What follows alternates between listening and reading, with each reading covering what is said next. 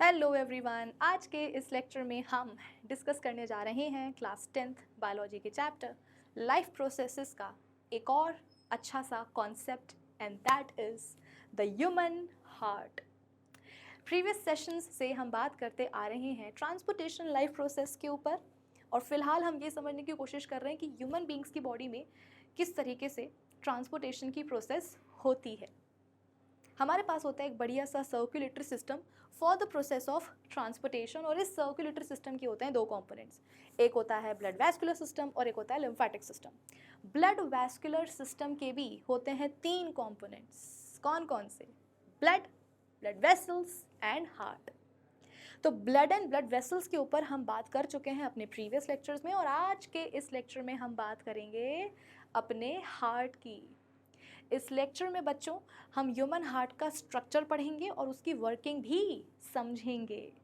तो कुल मिलाकर के इस पूरे लेक्चर में हमें ह्यूमन हार्ट का जो कॉन्सेप्ट है वो कंप्लीट करना है और यही तो है हमारे आज के इस सेशन का टारगेट। होपफुली आप सभी को समझ में आया होगा। तो अब एक काम करते हैं, अपने टारगेट को अचीव करने के लिए आइए हम करते हैं अपने सेशन की शुरुआत। So this is Vibhuti Khare. Welcome to definite success Pathshala, एक ऐसा प्लेटफॉर्म जहां पर आपको प्रोवाइड करवाई जाती है एकदम क्वालिटी एजुकेशन, एक ऐसा प्लेटफॉर्म जहां पर एक चीज़ डेफिनेट है और वो है आप सभी की सक्सेस। तो इसी अच्छी बात से हम शुरू करते हैं आज का हमारा ये सेशन जहाँ पर हम बात करेंगे ह्यूमन हार्ट की। ठीक है, चलो फिर आज के सेशन की कहानी हम शुरू करते हैं और आज इस लेक्चर में हम कहानी पढ़ेंगे अपने हार्ट की, मतलब ह्यूमन हार्ट की। अच्छा ज़रा ये बताओ कि अपना ये जो हार्ट है ये होता क्या है? ह्यूमन हार्ट क्या है? एक मस्कुलर ऑर्गन है ना। तो एक काम करते हैं ना, ये वाली बात भी अपन लिख ही लेते हैं। लिखने में क्या जाता है बच्चों, नोट्स ही बन जाते हैं, है ना। तो ह्यूमन हार्ट क्या है? एक मस्कुलर स्ट्रक्चर या बोल सकते हो एक मस्कुलर ऑर्गन। अब देखो ऐसे है कि अपन अपनी बॉडी का जब भी कोई ऑर्गन पढ़ते हैं ना, सबसे पहले हमें ये जानना होता है कि भाई वो ऑर्गन हमारी बॉडी में एग्जैक्टली पाया कहाँ जाता है, मतलब उसकी लोकेशन क्या है हमारी बॉडी में। इस लेक्चर में हम बात कर रहे हैं अपने हार्ट की, तो तुम्हारा फ़र्ज़ बनता है कि तुम सबसे पहले ये पता करो कि ह्यूमन हार्ट की लोकेशन क्या है बॉडी में। हार्ट हमारी बॉडी में एग्जैक्टली कहाँ पाया जाता है? तो बेटा हमारी बॉडी में हार्ट की लोकेशन होती है थोरैसिक कैविटी। क्या होती है लोकेशन? Thoracic cavity. आप कोई बच्चा ही नहीं बोलेगा कि मैम थोरैसिक कैविटी क्या होती है, नहीं पता। पिटाई लगाऊंगी अगर नहीं पता होगा तो, क्योंकि प्रीवियस लेक्चर्स में मैं आपको कई बार बता चुकी हूँ कि थोरैसिक कैविटी का मतलब क्या है, एब्डोमिनल कैविटी का मतलब क्या है। जिस बच्चे ने मेरे पिछले वाले लेक्चर्स लगा लिए हैं उसको अच्छे से बात पता होगी कि थोरैसिक कैविटी का क्या मतलब होता है। और फिर वो वाले बच्चे जिनको नहीं पता है कि थोरैसिक कैविटी क्या होती है ना, हो सकता है कि कुछ बच्चे ऐसे हों जो पहली बार इस सेशन में हमारे साथ जुड़े हों, पहली बार मुझसे पढ़ रहे हों, उनको ना बताओ कि थोरैसिक कैविटी क्या होती है। तो बच्चों मैं आप लोगों के लिए थोड़ा सा एक्सप्लेन कर देती हूँ, मेरी बात को बस ध्यान से सुनना। हमारी जो बॉडी होती है ना उसके अंदर एक कैविटी होती है। कैविटी मतलब खाली जगह। अब क्योंकि वो कैविटी बॉडी के अंदर है तो अपन उसको बोल देते हैं बॉडी कैविटी। ठीक है। फिर एक आता है मस्कुलर पार्टीशन। वो मस्कुलर पार्टीशन क्या करता है, पूरी बॉडी कैविटी को दो पार्ट्स में डिवाइड कर देता है। अपर वाले पार्ट को अपन बोलते हैं थोरैसिक कैविटी, नीचे वाले पार्ट को अपन बोलते हैं एब्डोमिनल कैविटी। मैं ड्रॉ करके बताती हूँ, तुमको ज़्यादा अच्छे से समझ में आएगा। ये देखो, ये हो गई एक ह्यूमन बॉडी। ठीक है, लाइक दिस दिख रही है ह्यूमन बॉडी। ये हो गई ह्यूमन बॉडी। ठीक है, अंदर होती है एक कैविटी, कैविटी खाली जगह, ये दिख रही है, ये इसे अपन बोलते हैं बॉडी कैविटी। फिर एक आता है मस्कुलर पार्टीशन, कुछ इस तरह से डोम शेप का होता है बेटा ये। ठीक है, ये देखो, ये आया मस्कुलर पार्टीशन। इसने क्या करा, इसने आकर के एंटायर बॉडी कैविटी को देखो दो पार्ट्स में डिवाइड कर दिया है। ये जो ऊपर वाला पार्ट है बेटा, ये वाला, इसे हम बोलते हैं थोरैसिक कैविटी। क्या बोलते हैं? Thoracic cavity. और ये जो नीचे वाला पार्ट है, ये वाला, इसे अपन बोलते हैं एब्डोमिनल कैविटी। ठीक है। और जिस मस्कुलर पार्टीशन की यहाँ पर बात हो रही है, जिसका शेप कैसा है, डोम जैसा, वो क्या है बेटा, उसका नाम क्या होता है? तुम्हें पता होना चाहिए, क्योंकि मैं पढ़ा चुकी हूँ। इस मस्कुलर पार्टीशन को हम बोलते हैं डायफ्राग्म। नाम तो तुमने सुना ही होगा ना। अरे नाम भी सुना होगा और इसका काम भी सुना होगा। रेस्पिरेटरी सिस्टम पढ़ चुके हैं ना, तो वहाँ पर हमने डायफ्राग्म का नाम सुना था और उसका क्या काम होता है वो भी हमने पढ़ा था, है ना। चैप्टर बड़ा है, लाइफ प्रोसेसेस चैप्टर बहुत बड़ा है, कई सारे सिस्टम्स यहाँ पर आपको पढ़ने होते हैं। तो बेटा ये ना हो कि आगे पाठ और पीछे सपाट, ये आगे आगे के सिस्टम्स पढ़ते जा रहे हैं और पीछे जो सिस्टम्स पढ़ चुके हैं वो भूलते जा रहे हैं।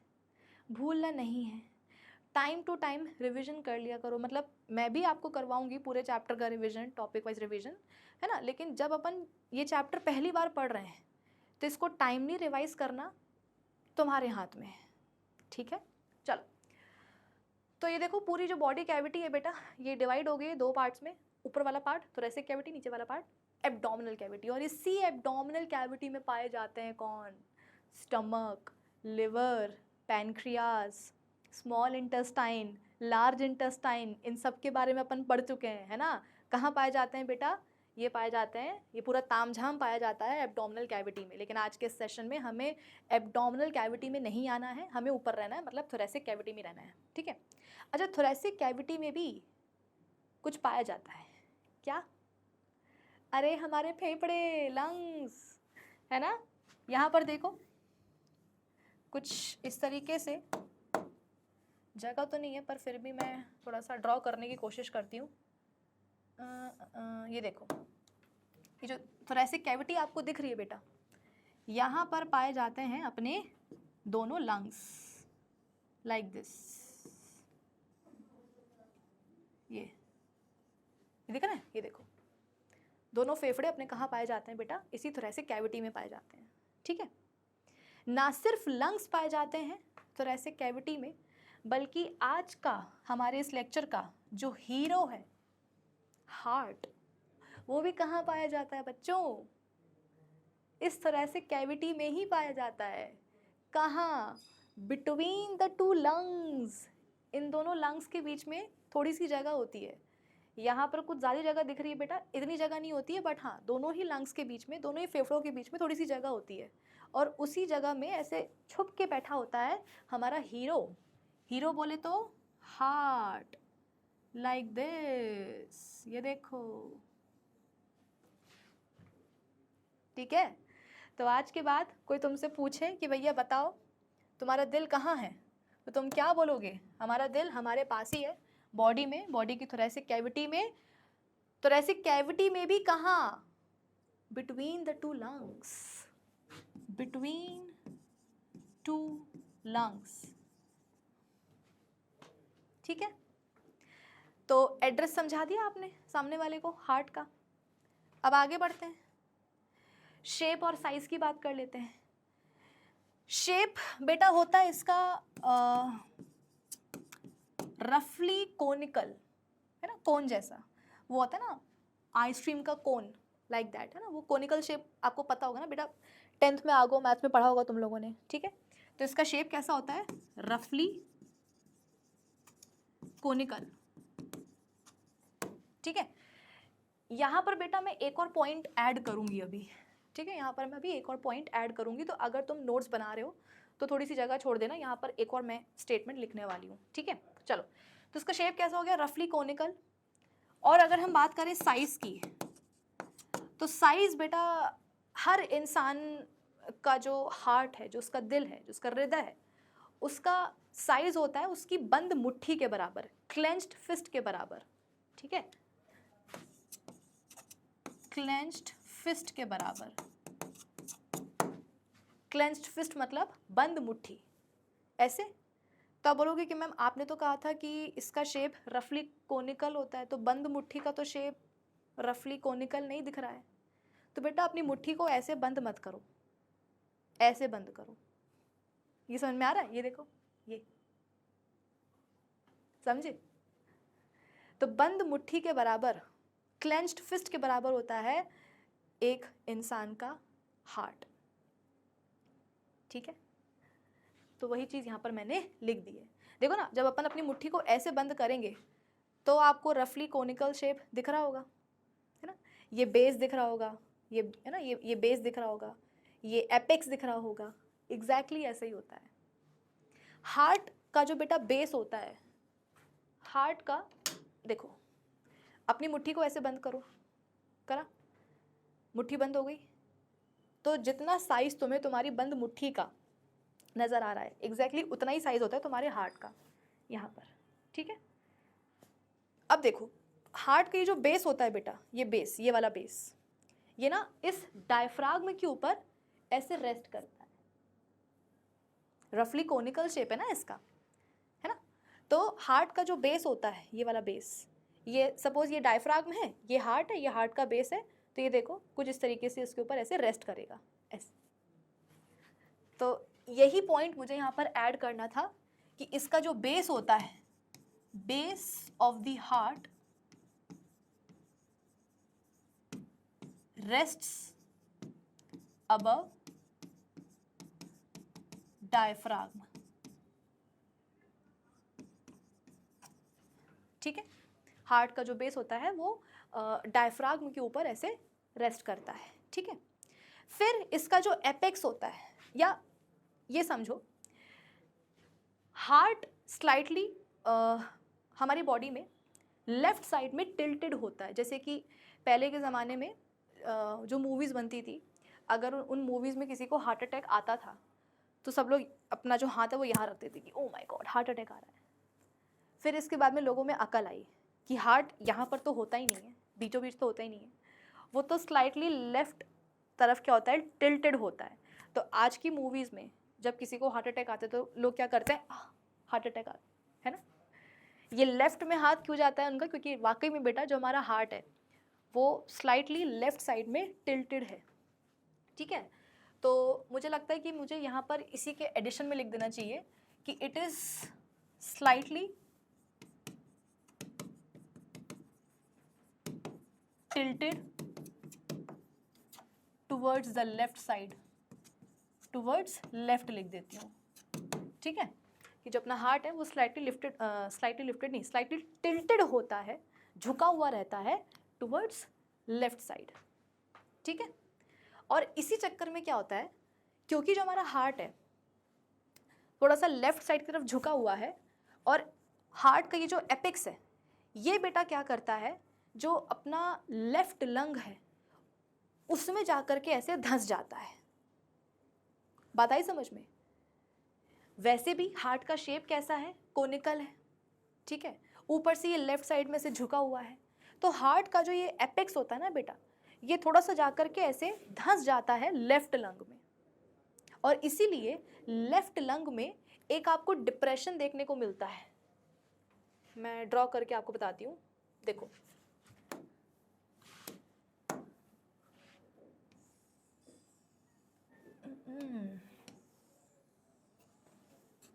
Like this.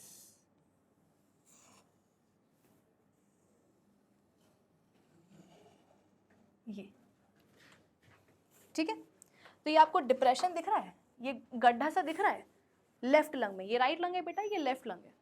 ठीक है, इसी डिप्रेशन को हम बोलते हैं कार्डियक नॉच। क्या बोलते हैं? Cardiac notch. कार्डियक वर्ड जो होता है ना बेटा, वो मोस्टली अपन हार्ट के लिए ही इस्तेमाल करते हैं। ठीक है, जैसे कि हार्ट अटैक आया तो अपन क्या बोलेंगे, कार्डियक अरेस्ट, है ना। हार्ट के डॉक्टर को अपन क्या बोलते हैं, कार्डियोलॉजिस्ट, लाइक दैट। तो लेफ्ट लंग में आपको एक ऐसा डिप्रेशन देखने को मिलेगा, इसको अपन बोलते हैं कार्डियक नॉच। क्यों? क्योंकि यहीं पर होता है क्या, हार्ट का एपेक्स। जैसे कि देखो ये क्या है, हार्ट है अपना, ये देखो, ये दिख रहा है heart, slightly left side tilted है, और इसका जो एपेक्स है, एपेक्स ये देखो लेफ्ट लंग में थोड़ा सा धसा हुआ है, घुसा हुआ है, तो लेफ्ट लंग भी बोलता है कि अरे यार ये हार्ट के एपेक्स को देखो कहाँ चला आ रहा है, अब आ ही गया तो क्या कर सकते हैं, सरकार को जगह देनी पड़ेगी, है ना। तो ऐसा डिप्रेशन जो है देखो लेफ्ट लंग में आपको नज़र आ जाता है, क्योंकि इसी डिप्रेशन में क्या होता है, इसी डिप्रेशन में, इसी कार्डियक नॉच में हार्ट का जो एपेक्स है वो धसा हुआ रहता है, एम्बेडेड रहता है। तो ये पॉइंट बेटा लिख लो, इसीलिए मैंने कहा था कि अपन लिखते जाते, क्योंकि आज के सेशन में बहुत सारे ऐसे पॉइंट्स आपको मिलेंगे जो आपको नोट डाउन करने होंगे, क्योंकि आपके वो नोट्स बनेंगे, ठीक है। तो यहाँ पर लिख देती हूँ, चलो यहीं पर लिख देती हूँ कि ये कार्डियक नॉच है, this is what, cardiac notch. इसमें क्या होता है, apex of the heart, apex of the heart is embedded, ठीक है। तो कार्डियक नॉच आपको कहाँ देखने को मिलेगा, प्रेजेंट इन लेफ्ट लंग, जिसमें कि हार्ट का एपेक्स थोड़ा सा धसा हुआ सा रहता है। आगे बात समझ में, चलो अब बेटा इसकी कवरिंग वगैरह की बात कर लेते हैं। तो हार्ट की जो कवरिंग होती है, प्रोटेक्टिव कवरिंग, प्रोटेक्टिव कवरिंग होती है, प्रोटेक्टिव की स्पेलिंग देख लो जरा, प्रोटेक्टिव बेटा कवरिंग होती है हार्ट की, जिसका नाम होता है पेरिकार्डियम, ठीक है। हार्ट की प्रोटेक्टिव कवरिंग को अपन क्या बोलते हैं, पेरिकार्डियम बोलते हैं। ये एक्चुअली दो मेम्ब्रेन की बनी होती है, ठीक है। जैसे कि सपोज ये आपका हार्ट है, अच्छा नहीं बना, रुको, ठीक है, ये आपका हार्ट है, तो इसकी कवरिंग कुछ इस तरीके से होगी, ये हो गई, और इसके अंदर की तरफ एक और होगी, लाइक दिस, ये। तो ये जो बेटा दोनों मेम्ब्रेन्स दिख रही है आपको रेड कलर की, ये दोनों मिलके क्या बनाती हैं बेटा, पेरिकार्डियम बनाती हैं, प्रोटेक्टिव कवरिंग बनाती हैं अराउंड दी हार्ट, ठीक है। तो यहाँ पर मैंने लिख दिया है कि भाई ये जो पेरिकार्डियम है ये दो मेम्ब्रेन का बना होता है, या ये जो आउटर मोस्ट कवरिंग है ना, ये दो मेम्ब्रेन की बनी होती है।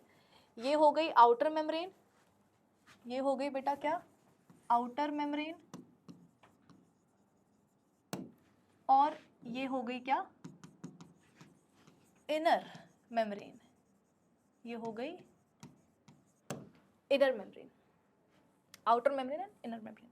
आप बोलोगे कि मैम इनके बीच में तो स्पेस है, ऑफ कोर्स स्पेस है, और इसी स्पेस में भरा होता है एक फ्लूइड, जिसको अपन बोलते हैं प्यार से, क्या बोलेंगे बच्चों प्यार से, पेरिकार्डियल फ्लूइड, ठीक है। एक फ्लूइड भरा होता है, नाम तुम छोड़ दो क्योंकि तुम्हारी एनसीईआरटी तो लिखती नहीं है ना। तो ये फ्लूइड फिल्ड स्पेस होती है, fluid filled space between the to membranes of pericardium, ठीक है। और ये जो बेटा फ्लूइड होता है ना, यही हार्ट को आप बोल सकते हो कि सूखने से बचाएगा, है ना, डिहाइड्रेशन से, और उसके अलावा शॉक अब्जॉर्बर का काम करता है ये फ्लूइड, फ्रिक्शन से जो है बचाएगा। तो कुल मिलाकर के ये फ्लूइड होना ज़रूरी है। तो आउटर मोस्ट प्रोटेक्टिव कवरिंग के नाम पर हार्ट के ऊपर क्या होता है बेटा, पेरिकार्डियम, जो कि दो मेम्ब्रेन से बनी होती है, आउटर एंड इनर मेम्ब्रेन, और दोनों ही मेम्ब्रेन्स के बीच में एक स्पेस होती है जो फ्लूइड से भरी होती है। बस इतना रख लो, काफ़ी है, ठीक है। फिर अब एक काम करते हैं, अंदर घुसते हैं हार्ट के। अभी तक तो अपन क्या कर रहे थे, ऊपर ऊपर से बात कर रहे थे ना, लोकेशन देख लिया, साइज देख लिया, और शेप देख लिया, ठीक है, और प्रोटेक्टिव कवरिंग हो गई। अब एक काम करते हैं, अभी अपन और अंदर चलते हैं, ठीक है। तो जब हम अंदर जाकर के देखेंगे तो हमें पता चलेगा कि हमारा जो हार्ट होता है ये 4 चेम्बर्स में डिवाइडेड होता है, इसमें 4 चेम्बर्स आपको देखने को मिलते हैं, और इसीलिए हम अपने हार्ट को अपन क्या बोलते हैं, 4 चेम्बर्ड हार्ट, क्योंकि 4 चेम्बर्स यहाँ पर आपको नजर आते हैं, 4 चेम्बर्स। ऊपर के जो 2 होते हैं, अपर 2 चेम्बर्स को हम बोलते हैं एट्रिया।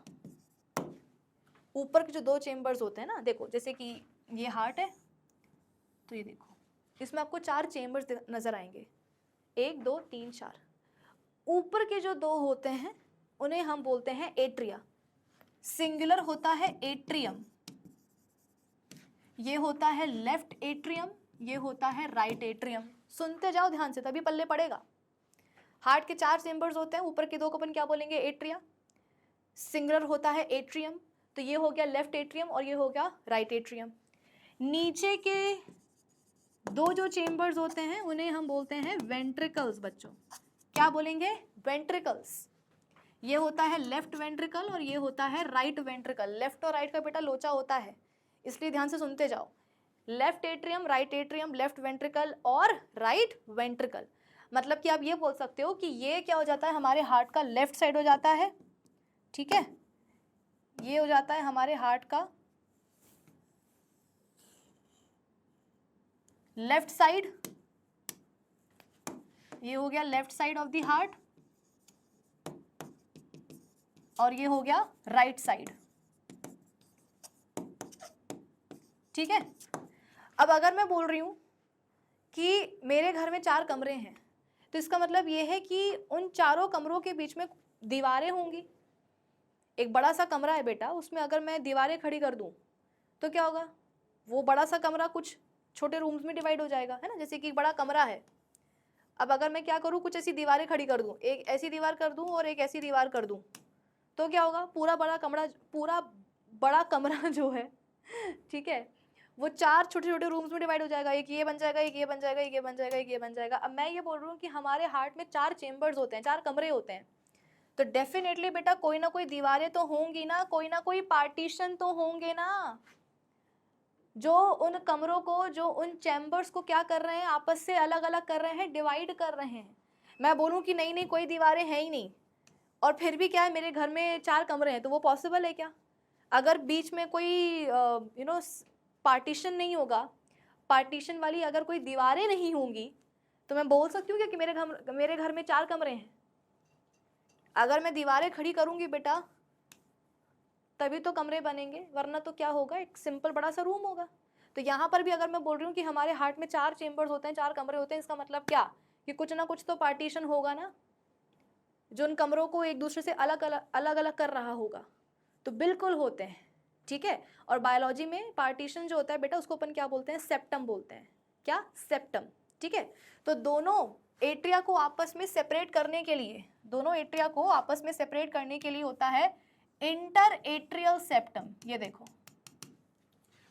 ये क्या है बच्चों, ये है इंटर एट्रियल सेप्टम। सेप्टम मतलब वही पार्टीशन, दीवार, मेम्ब्रेन, जो क्या कर रही है, दोनों एट्रिया को आपस में अलग अलग कर रही है, ठीक। सिमिलरली नीचे होता है क्या, नीचे होता है इंटरवेंट्रिकुलर सेप्टम। नीचे क्या होता है, इंटरवेंट्रिकुलर सेप्टम, मतलब कि वेंट्रिकल्स को सेपरेट करने के लिए जो सेप्टम होता है उसको अपन क्या बोलते हैं, इंटरवेंट्रिकुलर सेप्टम। तो ये चीज़ें आपको याद हुई कि 4 चेम्बर्स होंगे, ऊपर की जो 2 होते हैं उसको अपन क्या बोलते हैं, एट्रिया। नीचे के दो को अपन क्या बोलेंगे, वेंट्रिकल्स। दोनों एट्रिया को अलग अलग करने के लिए क्या होता है, इंटर एट्रियल सेप्टम, और दोनों वेंट्रिकल्स को अलग अलग करने के लिए क्या होता है, इंटर वेंट्रिकुलर सेप्टम। इतना क्लियर हुआ। ये होता है लेफ्ट एट्रियम, ये होता है लेफ्ट वेंट्रिकल, ये होता है राइट एट्रियम, ये होता है राइट वेंट्रिकल, ये होता है हमारे हार्ट का लेफ्ट साइड, और ये होता है हमारे हार्ट का राइट साइड। इतना पल्ले पड़ा। चलो अब इसके बाद में कुछ आर्टरीज और वेन्स का, या आप ऐसा बोल सकते हो कि कुछ ब्लड वेसल्स का आना जाना चलता है हार्ट से। तो कौन सी ऐसी ब्लड वेसल्स हैं, ऑब्वियसली आर्टरीज एंड वेन्स ही होंगी, जो हार्ट को ब्लड ला करके देंगी या हार्ट से ब्लड दूर ले करके जाएंगी। ज़रा उनके नाम अपन देख लेते हैं ना। तो देखो ऐसा है कि हार्ट क्या है, अपना एक पंपिंग ऑर्गन है, ये मैं आपको पहले भी बता चुकी हूँ कि हार्ट क्या है, एक पंपिंग ऑर्गन, एक मोटर जैसा होता है। मोटर में क्या होता है, पानी दो तो वो क्या करेगी, मोटर पानी को प्रेशर से फेंक देती है, आगे बढ़ा देती है ना। तो हार्ट भी कुछ ऐसे ही होता है बेटा, हमारा एक पंपिंग ऑर्गन है हार्ट। जो भी आप उसको ब्लड दोगे, उस ब्लड को वो प्रेशर से क्या करेगा, फचाक करके फेंक देगा डिफरेंट बॉडी पार्ट्स तक, ठीक है। तो ये काम किस तरीके से होता है वो समझने के लिए सबसे पहले जो है मैं आपको बताती हूँ आर्टरीज एंड वेन्स का आना जाना हार्ट से, ठीक है। तो अब इसके लिए सबसे पहले मैं काम करती हूँ, एक सुंदर सा ना हार्ट का डायग्राम ड्रॉ कर देती हूँ ताकि आपको चीज़ें बेहतर तरीके से समझ में आए, ठीक है। तो ये मैंने बना दिया एक सुंदर सा हार्ट का डायग्राम आप सभी के लिए, ठीक है। रफली कोनिकल शेप इसका आपको दिख रहा होगा, है ना, ये एपेक्स दिख रहा होगा, ये बेस दिख रहा होगा। अब हम इसके अंदर जो चेम्बर्स हैं वो भी ड्रॉ कर लेते हैं कुछ इस तरीके से।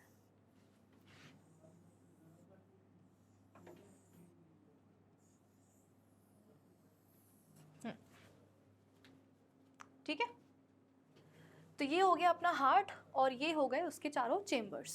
ऊपर के दो चेम्बर्स को हम बोलते हैं एट्रिया, ये है लेफ्ट एट्रियम, ये है राइट एट्रियम। नीचे के दो चेम्बर्स को हम बोलते हैं वेंट्रिकल्स, ये है लेफ्ट वेंट्रिकल और ये है राइट वेंट्रिकल। एट्रिया के बीच में मिलेगा आपको इंटर एट्रियल सेप्टम, वेंट्रिकल्स के बीच में आपको मिलेगा इंटर वेंट्रिकुलर सेप्टम। तो ये है इंटर वेंट्रिकुलर सेप्टम और ये है इंटर एट्रियल सेप्टम। बात समझ में आई? अब देखो आगे ये है कि अब से कुछ समय के लिए हम बात करेंगे अपने हार्ट के राइट साइड के ऊपर। ये लेफ्ट साइड है, ये राइट साइड है, ठीक है। तो अब से 10 से 15 मिनट के लिए हम बात करेंगे अपने हार्ट के राइट साइड के ऊपर, और राइट साइड में भी हम सबसे पहले बात करेंगे इस राइट एट्रियम की। पता है क्यों? क्योंकि हमारी पूरी बॉडी का जो डीऑक्सीजनेटेड ब्लड है वो सबसे पहले आता है हमारे हार्ट में। हार्ट में भी कहाँ? राइट साइड में। राइट साइड में भी कहाँ? राइट एट्रियम में। हमारे डिफरेंट बॉडी पार्ट्स होते हैं, उन तक ब्लड पहुंचता है। डिफरेंट बॉडी पार्ट्स के सेल्स क्या करते हैं? उस ब्लड से ऑक्सीजन ले लेते हैं और बदले में दे देते हैं क्या? कार्बन डाइऑक्साइड ब्लड को। तो वो ब्लड क्या बन जाता है? Deoxygenated blood. एक ऐसा ब्लड जिसमें ऑक्सीजन का कॉन्सेंट्रेशन बहुत कम है और कार्बन डाइऑक्साइड का कॉन्सेंट्रेशन बहुत ज़्यादा है। और फिर यही deoxygenated blood different body parts से निकल करके कहाँ आता है? हार्ट के राइट एट्रियम में। आप बोलोगे कि मैम ब्लड कैसा है? डीऑक्सीजनेटेड है, तो उसको कहाँ जाना चाहिए? लंग्स के पास। क्यों? For the process of oxygenation. तो हाँ, वो भी होगा बच्चों। अल्टीमेटली डिफरेंट बॉडी पार्ट्स से जो डीऑक्सीजनेटेड ब्लड आ रहा है ना, वो अल्टीमेटली जाएगा कहाँ? लंग्स के पास ही जाएगा for the process of oxygenation. पर सीधे सीधे नहीं जाता है, घुमा फिरा करके जाता है। क्या मतलब हुआ? कि डिफरेंट बॉडी पार्ट्स का जो डीऑक्सीजनेटेड ब्लड है वो सबसे पहले आएगा राइट एट्रियम में, फिर यहाँ से नीचे उतरेगा, कहाँ आएगा? राइट वेंट्रिकल में। और फिर जो राइट वेंट्रिकल है ये पता है क्या करेगा? ये धक्का मार करके उस डीऑक्सीजनेटेड ब्लड को फेंक देगा लंग्स के पास कि जा पहले अपने अंदर की कार्बन डाइऑक्साइड को बाहर निकालो और ऑक्सीजन को अंदर लेकर के आओ, तब दोबारा आना हार्ट में। तो राइट वेंट्रिकल से क्या होगा बेटा? उस डीऑक्सीजनेटेड ब्लड को भचाक करके पंप कर दिया जाएगा, जिससे कि वो ब्लड पहुंचेगा लंग्स के लेवल पर, जहां पर होगा उसका ऑक्सीजनेशन।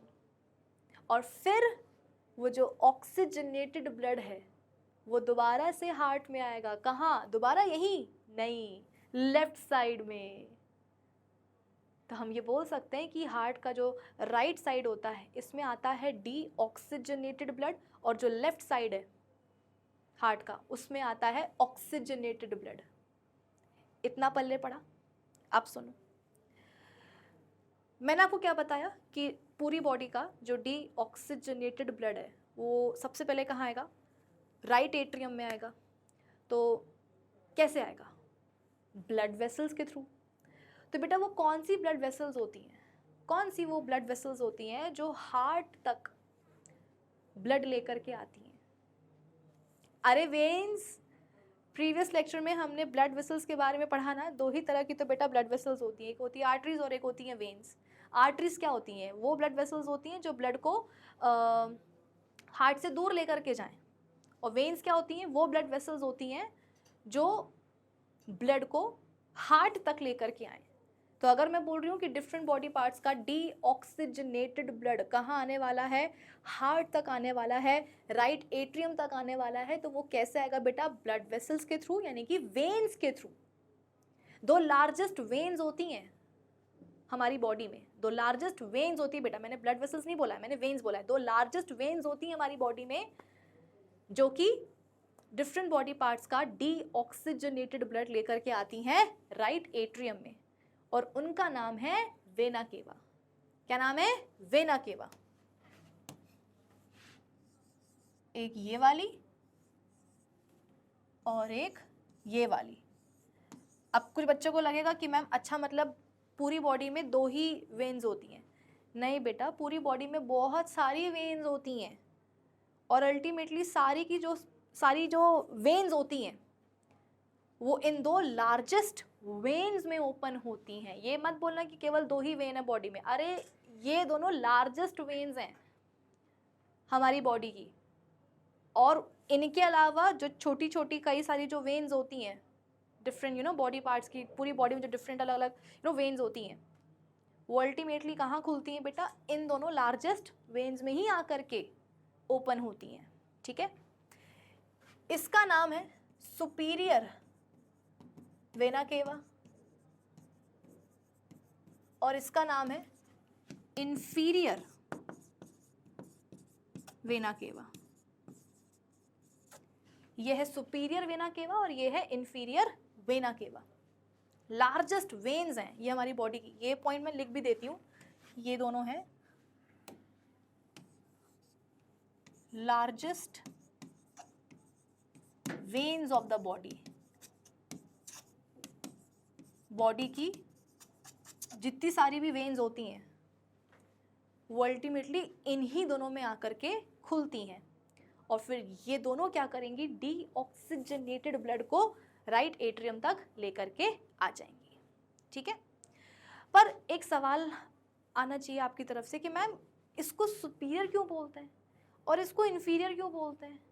ये सुपीरियर और इन्फीरियर का क्या खेल है? तो मैं आपको बताती हूँ बेटा, ये जो सुपीरियर वेना केवा है ना, ये हमारे अपर बॉडी पार्ट्स का जो डीऑक्सीजनेटेड ब्लड है वो लेकर के आती है राइट एट्रियम तक। जैसे कि हेड हो गया, नेक हो गया, है ना, ये शोल्डर हो गए, आर्म्स हो गई, तो ये क्या हो गए? बॉडी के अपर पार्ट्स हो गए। ठीक है, तो अपर बॉडी पार्ट्स का जो डीऑक्सीजनेटेड ब्लड है उसको राइट एट्रियम तक लाने का काम किसका होता है? सुपीरियर वेना केवा का।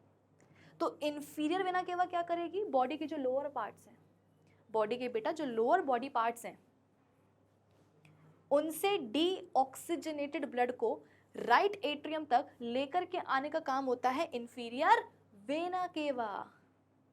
सुपीरियर मतलब क्या? जो ऊंचा हो या ऊपर हो। इन्फीरियर मतलब क्या? जो नीचा हो, जो नीचे हो, है ना। तो ये सुपीरियर और इन्फीरियर नाम क्यों दिया गया? क्योंकि ये vena cava upper body part से ब्लड लेकर के आएगी। ये वाली, इसको अपन इन्फीरियर क्यों बोलते हैं? क्योंकि ये लोअर बॉडी पार्ट से ब्लड लेकर के आएगी राइट एट्रियम तक। ठीक है, तो अब समझ में आया ये नाम क्यों पढ़ा, सुपीरियर एंड इन्फीरियर। इनमें कोई छोटा बड़ा नहीं होता है ना, बस ये कि हाँ ये अपर बॉडी पार्ट्स का ब्लड लेकर के आ रही है और ये लोअर बॉडी पार्ट्स का ब्लड लेकर के आ रही है, इस वजह से। तो मैं यहाँ पर ये लिख भी देती हूँ कि ब्रिंग्स, ज़्यादा मोटा हो गया है, हाँ, brings deoxygenated blood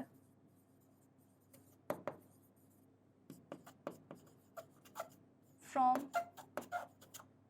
lower body parts, और ये it brings deoxygenated blood from upper body parts, from upper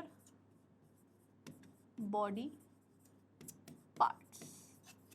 ठीक है, पार्ट्स नीचे लिखना चाहिए वरना जगह ही नहीं बचेगी। ठीक है, इतना समझ में आया? तो कुल मिलाकर के हुआ क्या कि सुपीरियर और इंफीरियर वेना केवा से डीऑक्सीजनेटेड ब्लड कहाँ आ गया? राइट एट्रियम में आ गया। राइट एट्रियम से कहाँ आएगा वो? राइट वेंट्रिकल में आएगा। राइट वेंट्रिकल क्या करेगा बेटा? भचाक करके, मतलब प्रेशर के साथ, है ना, उस प्रेशर के साथ उस डीऑक्सीजनेटेड ब्लड को कहाँ फेंक देगा या भेज देगा? लंग्स के पास for the process of oxygenation. अब आप खुद ही बताओ बेटा, जो डीऑक्सीजनेटेड ब्लड राइट वेंट्रिकल से निकल करके लंग्स तक जा रहा है तो वो कैसे जाएगा? ब्लड वेसल्स के थ्रू। कौन सी ब्लड वेसल्स? आर्टरीज। आर्टरीज ही तो होती हैं वो ब्लड वेसल्स जो ब्लड को हार्ट से दूर लेकर के जाती हैं। तो यहाँ पर क्या हो रहा है? राइट वेंट्रिकल से यानी कि हार्ट से डीऑक्सीजनेटेड ब्लड दूर जा रहा है ना, लंग्स के पास जा रहा है ना, तो कौन सी ब्लड वेसल्स लेकर के जाएंगी? आर्टरीज। और क्योंकि वो आर्टरी डीऑक्सीजनेटेड ब्लड को हार्ट से कहाँ तक लेकर के जा रही है? लंग्स के लेवल तक, तो उस आर्टरी को अपन क्या नाम देंगे? लंग्स के लिए अपन कौन सा वर्ड यूज करते हैं? पल्मोनरी। तो उस आर्टरी का हम नाम रखेंगे पल्मोनरी आर्टरी। पल्मोनरी आर्टरी होती है बेटा जो हार्ट के राइट वेंट्रिकल से डीऑक्सीजनेटेड ब्लड को लेकर के जाती है कहाँ तक? लंग्स तक। तो यहाँ पर मैं, आ जाओ ड्रॉ कर देती हूँ लाइक दिस। चलो कि यहाँ से निकलेगी पल्मोनरी आर्टरी। ठीक है, ये है पल्मोनरी आर्टरी जो डीऑक्सीजनेटेड ब्लड को कहाँ तक लेकर के जाएगी? लंग्स तक लेकर के जाएगी for the process of oxygenation. ठीक है, चलो अब क्या होगा? लंग्स के लेवल पर वही ब्लड का ऑक्सीजनेशन होगा, ब्लड में ऑक्सीजन डाली जाएगी, कार्बन डाइऑक्साइड उससे निकाली जाएगी, है ना, मतलब ब्लड क्या हो जाएगा फिर? ऑक्सीजनेटेड। अब वो जो ऑक्सीजनेटेड ब्लड है बेटा वो कहाँ जाएगा? डिफरेंट बॉडी पार्ट्स में? नहीं, वो भी सबसे पहले आएगा कहाँ? हार्ट के लेवल पर। हार्ट में कहाँ? राइट साइड में? नहीं बेटा, राइट साइड में तो क्या है? ऑलरेडी डीऑक्सीजनेटेड ब्लड आ रहा है ना डिफरेंट बॉडी पार्ट से। लेफ्ट साइड एकदम सूखा पड़ा हुआ है, तो जो ऑक्सीजन रिच ब्लड है वो सबसे पहले कहाँ आएगा? डिफरेंट बॉडी पार्ट्स में सर्कुलेट। इससे पहले कि वो हो, वो ऑक्सीजन रिच ब्लड लंग्स से आता है हार्ट के लेफ्ट साइड, वो भी कहाँ? सबसे पहले लेफ्ट एट्रियम में। तो हार्ट तक बेटा ब्लड कौन सी ब्लड वेसल्स लेकर के आती हैं? वेन्स। वो वेन्स ऑक्सीजनेटेड ब्लड लेकर के आएंगी लंग्स से हार्ट तक। हार्ट के कहाँ? लेफ्ट एट्रियम में। अब क्योंकि वो जो वेन्स हैं वो लंग्स से आ रही हैं, लंग्स का ब्लड ले, मतलब लंग्स के लेवल से जो ना ब्लड लेकर के आ रही हैं, तो इसलिए उन वेन्स को अपन क्या नाम रख देंगे? पल्मोनरी वेन्स, है ना। तो यहाँ से बेटा आ गई क्या? Pulmonary veins, like this. ये देखो, ये आ गई पल्मोनरी वेन्स।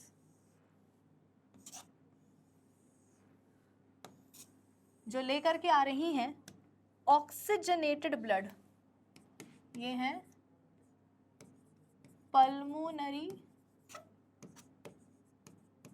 वेन्स जो लेकर के आ रही हैं oxygenated blood from lungs to the heart. Heart में भी कहाँ? लेफ्ट एट्रियम में। ठीक है, जनरली हम बोलते हैं कि आर्टरीज जो होती हैं वो ऑक्सीजनेटेड ब्लड कैरी करती हैं और जो वेन्स होती हैं वो डीऑक्सीजनेटेड ब्लड कैरी करती हैं, लेकिन यहाँ पर आपको एक्सेप्शन देखने को मिल रहे हैं कि ये वेन्स होते हुए भी क्या कर रही हैं? ऑक्सीजनेटेड ब्लड कैरी कर रही हैं। और ये आर्टरीज, हाँ ये देखो, ये कहाँ गई? हाँ, ये आर्टरी होते हुए भी डीऑक्सीजनेटेड ब्लड कैरी कर रही है, तो ये एक्सेप्शन है, मैंने आपको पहले पढ़ा दिया है। ठीक है, चलो अब क्या होगा, वो वाला ब्लड, ऑक्सीजन रिच ब्लड कहाँ आएगा, लेफ्ट एट्रियम में, फिर वहाँ से कहाँ आएगा, लेफ्ट वेंट्रिकल में, और फिर लेफ्ट वेंट्रिकल क्या करेगा, फचाक करके जोर से एकदम प्रेशर के साथ उस ब्लड को पूरी बॉडी में फैला देगा। अब लेफ्ट वेंट्रिकल से बेटा प्रेशर से जो ब्लड पूरी बॉडी में जाएगा वो कैसे जाएगा, ब्लड वेसल्स के थ्रू। कौन सी ब्लड वेसल्स होती हैं जो ब्लड को हार्ट से दूर लेकर के जाएंगी, आर्टरी। तो बेटा यहाँ पर आती है लार्जेस्ट आर्टरी, ये वेन्स थी, मैं बात कर रही हूँ अब लार्जेस्ट आर्टरी की। यहाँ पर आई बेटा क्या, लार्जेस्ट आर्टरी, जिसका नाम है एओर्टा। क्या नाम है, एओर्टा। और ये एओर्टा क्या करेगी, ऑक्सीजनेटेड ब्लड को हार्ट के लेफ्ट वेंट्रिकल से लेकर के जाएगी बॉडी पार्ट्स तक। तो ये बेटा आना जाना ना ब्लड का चलता ही रहता है हमारे हार्ट में। कि लेफ्ट साइड में आएगा ऑक्सीजनेटेड ब्लड और राइट साइड में क्या आएगा, डीऑक्सीजनेटेड ब्लड। ये बात पल्ले पड़ी कि नहीं पड़ी। एओर्टा क्या है बेटा, हमारे बॉडी की लार्जेस्ट आर्टरी है, लार्जेस्ट आर्टरी है। यही फिर आगे जाकर के डिफरेंट आर्टरीज में डिवाइड करेगी, आर्टरीज आर्टेरियोल्स में डिवाइड करेंगे, आर्टेरियोल्स फिर ब्लड कैपिलरीज बनाएंगे। ये प्रोसेस कुछ इस तरह से चलती है। तो लार्जेस्ट वेन कौन सी है हमारी बॉडी की, vena cava, superior and inferior.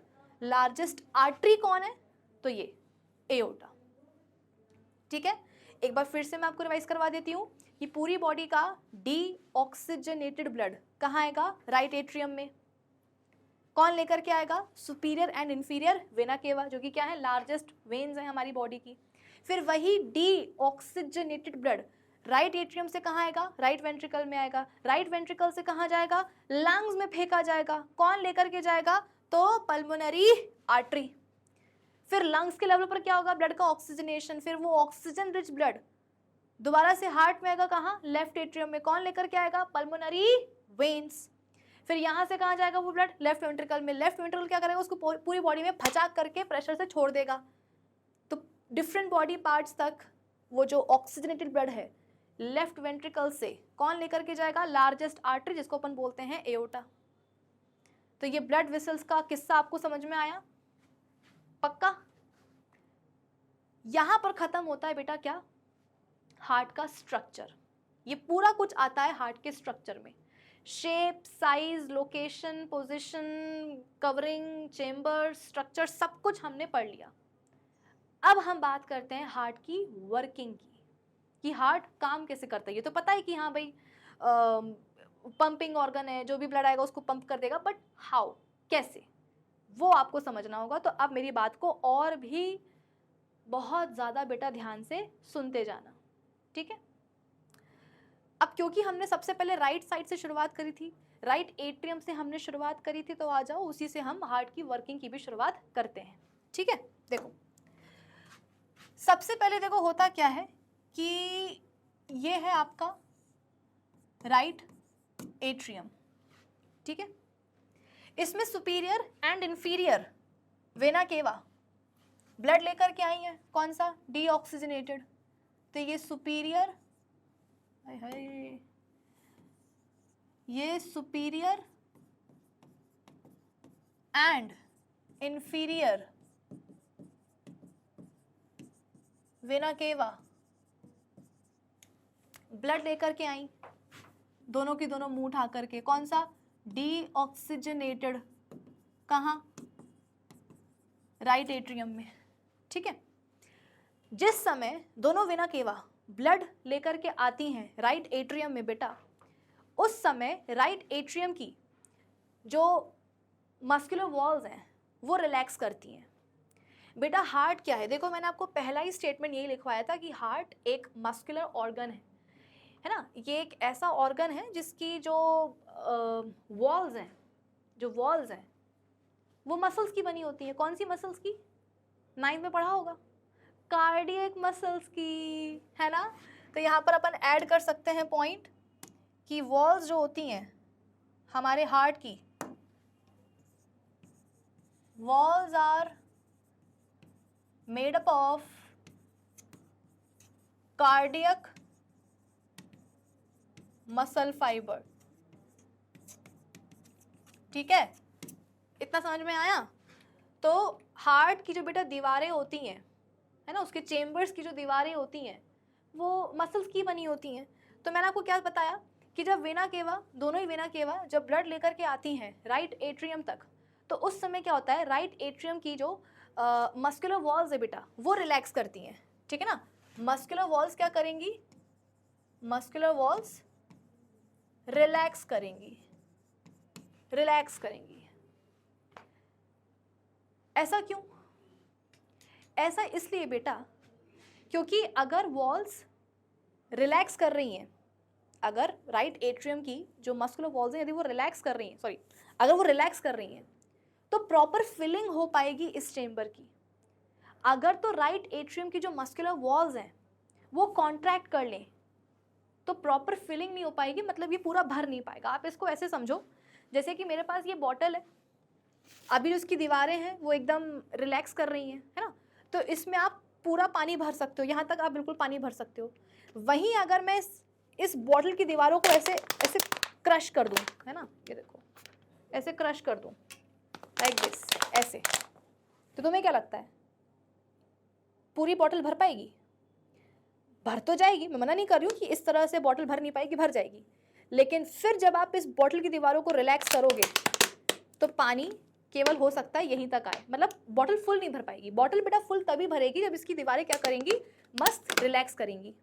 अगर तो ये कॉन्ट्रैक्ट कर गई ऐसे, अगर ये ऐसे कॉन्ट्रैक्ट कर गई तो क्या होगा, बॉटल पूरी नहीं भर पाएगी। तो प्रॉपर फिलिंग के लिए, कंप्लीट फिलिंग के लिए जरूरी होता है कि राइट एट्रियम की जो मस्कुलर वॉल्स हैं वो रिलैक्स करें ताकि वो कंप्लीटली भर पाए, वरना क्या होगा, थोड़ा बहुत ही भरेगा, है ना। तो इसलिए क्या होगा, यहाँ पर मस्कुलर वॉल्स रिलैक्स करेंगी। अब मस्कुलर वॉल्स रिलैक्स कर रही हैं, ये भर रहा है राइट एट्रियम, है ना, भर रहा है भर रहा है भर रहा है भर रहा है, कभी ना कभी तो राइट एट्रियम फुल हो जाएगा। तो जब राइट एट्रियम कंप्लीटली फुल हो जाता है डीऑक्सीजनेटेड ब्लड से, फिर क्या होता है, अब जो इसकी मस्कुलर वॉल्स होती हैं वो बोलती हैं कि अरे यार अब समय है कॉन्ट्रैक्ट करने का। क्यों? अभी तक हम रिलैक्स कर रहे थे तो राइट एट्रियम भर रहा था, अब राइट एट्रियम पूरा का पूरा भर जाता है बेटा। तो जब वो भर जाएगा फिर उसके बाद में इसकी मस्कुलर वॉल्स कॉन्ट्रैक्ट करेंगी। तो यहाँ पर मैं लिख दूं कि जब ये मस्कुलर वॉल्स रिलैक्स कर रही थी तो ब्लड राइट एट्रियम में आ रहा था। अब क्या हुआ, राइट एट्रियम कंप्लीटली फिल हो गया है, कंप्लीटली फिल हो गया है, भर चुका है बिल्कुल राइट एट्रियम। तो अब क्या होगा, अब मस्कुलर वॉल्स कॉन्ट्रैक्ट करेंगी। Now the muscular walls, next step क्या होगा, मस्कुलर वॉल्स कॉन्ट्रैक्ट। तो जब मस्कुलर वॉल्स बेटा कॉन्ट्रैक्ट करेंगी, जैसे कि ये बॉटल है ना, इसमें पानी भरा हुआ है, ऐसे मैं इसको उल्टा कर दे रही हूँ, मान लो कि ये यहाँ पर ढक्कन नहीं है ना, ये बॉटल है, इसके नीचे मैंने दूसरी बॉटल लगा के रखी है, ठीक है। अभी क्या रहा था, ये बॉटल की जो वॉल्स हैं वो रिलैक्स कर रही थी, इसमें पानी भर रहा था भर रहा था भर रहा था, ये बॉटल भर गई। अब क्या होगा, जो बॉटल की दीवारें बेटा अब वो क्या करेंगी, ऐसे कॉन्ट्रैक्ट करेंगी। तो जब ये कॉन्ट्रैक्ट करेंगी तो ऑब्वियसली क्या होने वाला है, इस बॉटल में जो पानी भरा हुआ है वो इससे बाहर निकल करके कहाँ जाएगा, दूसरी बॉटल में जो यहाँ पर मैंने ऐसे लगा करके रखी है ना। मान लो कि ये है वो दूसरी बॉटल, ये है ना, ये मैंने ऐसे देखो लगा के रखी है, तो इसमें पानी आ रहा है आ रहा है आ रहा है आ रहा है। जब ये पूरी भर जाएगी बॉटल तो क्या होगा, अब इसकी वॉल्स ऐसे कॉन्ट्रैक्ट करेंगी। तो जब इसकी दीवार कॉन्ट्रैक्ट करेगी तो इसके अंदर का पानी ऑटोमेटिकली कहाँ जाएगा बेटा, इस बॉटल के अंदर आ जाएगा। तो यहाँ पर भी ऐसी होने वाला है, यहाँ पर भी ऐसी होने वाला है कि जब राइट एट्रियम की दीवारें मस्कुलर वॉल्स कॉन्ट्रैक्ट करेंगी तो राइट एट्रियम के अंदर जो ब्लड आया था वो कहाँ आ जाएगा, फिर राइट वेंट्रिकल में आ जाएगा।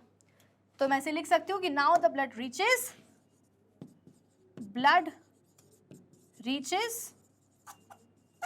Right ventricle. यानी कि अब क्या हो रहा है बच्चों, अब राइट वेंट्रिकल की फिलिंग हो रही है। पहले क्या था, पहले जो राइट एट्रियम है वो भर रहा था, पहले ब्लड उसमें आ रहा था। अब क्या हो रहा है, अब ब्लड आ रहा है राइट वेंट्रिकल में। तो जिस समय राइट वेंट्रिकल में बेटा ब्लड आ रहा होगा, जिस समय राइट वेंट्रिकल में ब्लड आ रहा होगा, उस समय राइट वेंट्रिकल की जो मस्कुलर वॉल्स हैं वो रिलैक्स कर रही होंगी बेटा। देखो इन चेम्बर्स की जो मस्कुलर वॉल्स हैं उनका रिलैक्स करना और कॉन्ट्रैक्ट करना बड़ा ज़रूरी है। जब ये चेम्बर्स की दीवारें रिलैक्स करेंगी तभी चेम्बर्स की प्रॉपर कंप्लीट फिलिंग हो पाएगी ब्लड से, और जब ये कॉन्ट्रैक्ट करेंगी तभी क्या होगा, ब्लड आगे खसकेगा, नेक्स्ट चेम्बर में जाएगा या हार्ट से बाहर निकलेगा। ठीक है, तो इनिशियली क्या हुआ, राइट एट्रियम की दीवारें रिलैक्स कर रही थी, ब्लड उसमें आ गया, जब वो भर गया तो अब इसकी दीवारों ने क्या करा, कॉन्ट्रैक्शन शुरू करें। तो जब कॉन्ट्रैक्ट हुआ है ना, राइट एट्रियम की जब मस्कुलर वॉल्स कॉन्ट्रैक्ट हुई तो ब्लड कहाँ आ गया, नीचे खसक करके आ गया, कहाँ, राइट वेंट्रिकल में आ गया। अब क्योंकि ब्लड राइट वेंट्रिकल में आ रहा है तो अब राइट वेंट्रिकल की मस्कुलर वॉल्स क्या करेंगी बेटा, रिलैक्स करेंगी। अब क्या होगा, muscular walls of right ventricle, ventricle क्या करेंगी, वो रिलैक्स करेंगी। ठीक है, ये बात पल्ले पड़ी कि नहीं पड़ी, मतलब कि समझो ये राइट एट्रियम है और ये राइट वेंट्रिकल है। ठीक है, जब ये भर रहा था इसकी दीवारें रिलैक्स कर रही थी, ये बेटा राइट एट्रियम है, ये राइट वेंट्रिकल है। ठीक है ना, जब ये भर रहा था तो इसकी दीवारें रिलैक्स कर रही थी, जब ये पूरा फुल हो जाएगा तो अब दीवारें क्या करेंगी, कॉन्ट्रैक्ट करेंगी। तो जब दीवारें कॉन्ट्रैक्ट करेंगी तो ब्लड कहाँ आ जाएगा, इसमें आ जाएगा, और जब ब्लड इसमें आ रहा होगा, है ना, जब ब्लड इसमें से निकल करके राइट एट्रियम में से निकल करके राइट वेंट्रिकल में आ रहा होगा, उस समय एट्रियम की दीवारें तो कॉन्ट्रैक्ट कर रही होंगी लेकिन वेंट्रिकल्स की दीवारें रिलैक्स कर रही होंगी, ताकि जितना पॉसिबल हो उतना ब्लड राइट एट्रियम से निकल करके राइट वेंट्रिकल में आ जाए, रुके ना, पूरा भर जाएगी।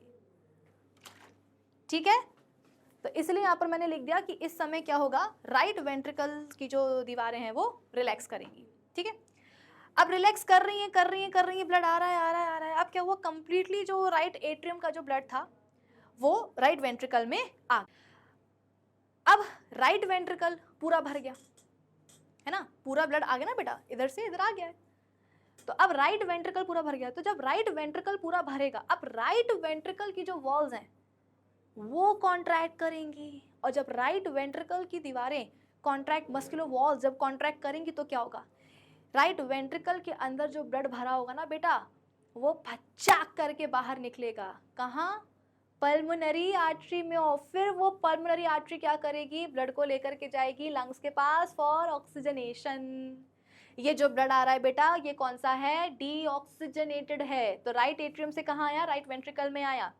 राइट वेंट्रिकल जब पूरा भर जाता है फिर क्या होता है, राइट वेंट्रिकल की मस्कुलर वॉल्स कॉन्ट्रैक्ट करेंगे, और जिस समय राइट वेंट्रिकल की मस्कुलर वॉल्स कॉन्ट्रैक्ट करती हैं बेटा, उस समय राइट एट्रियम की जो वॉल्स हैं वो रिलैक्स करती हैं।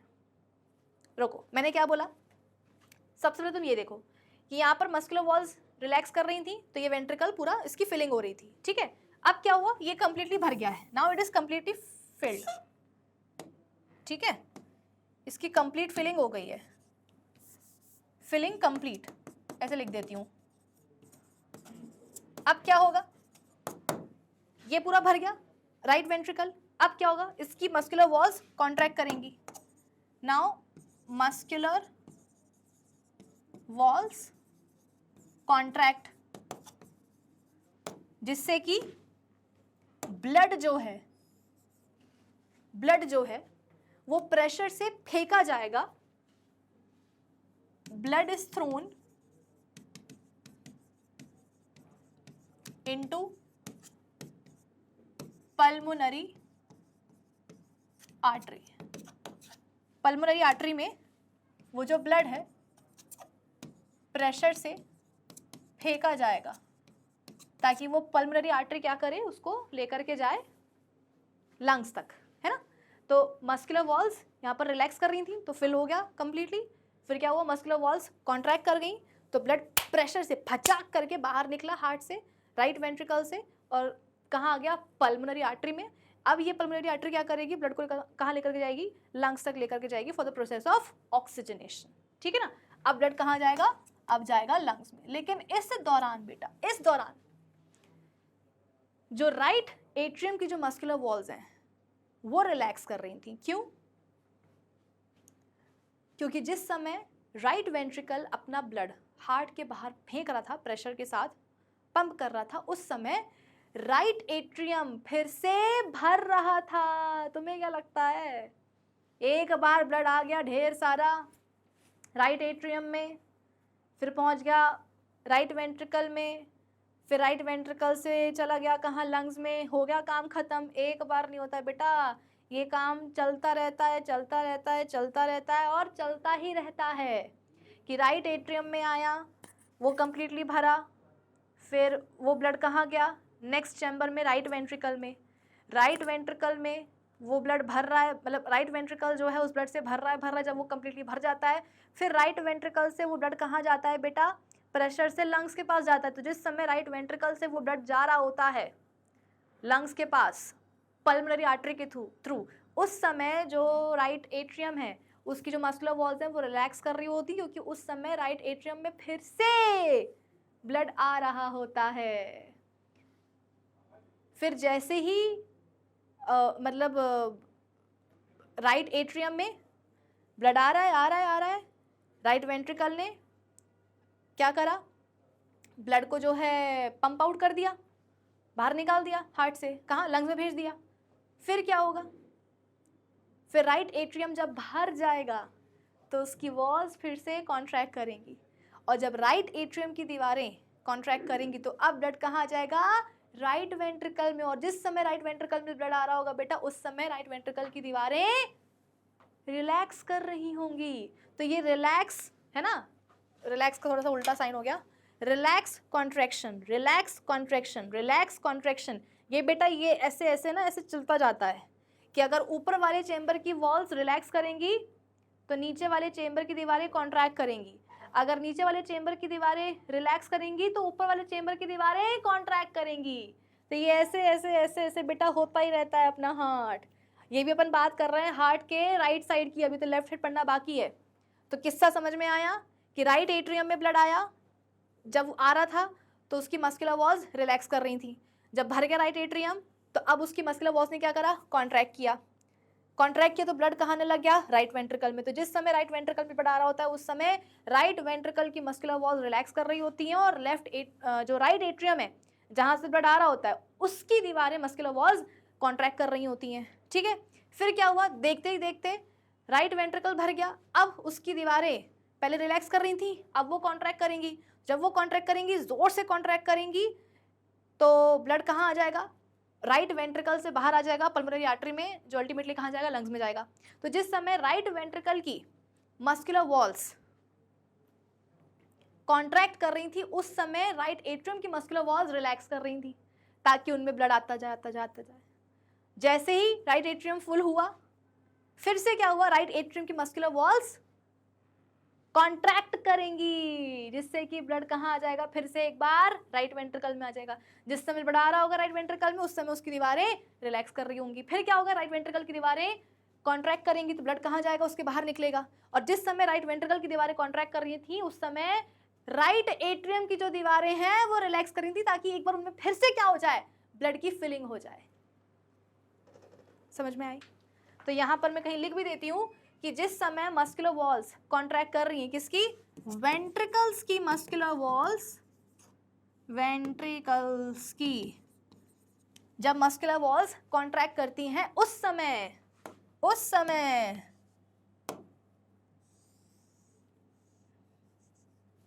राइट एट्रियम की, ये वेंट्रिकल्स को लिख दिया मैंने, यहाँ पर मुझे वेंट्रिकल लिखना चाहिए। जिस समय बेटा राइट वेंट्रिकल की दीवारें मस्कुलर वॉल्स कॉन्ट्रैक्ट करती हैं उस समय राइट एट्रियम की मस्कुलर वॉल्स रिलैक्स करती हैं।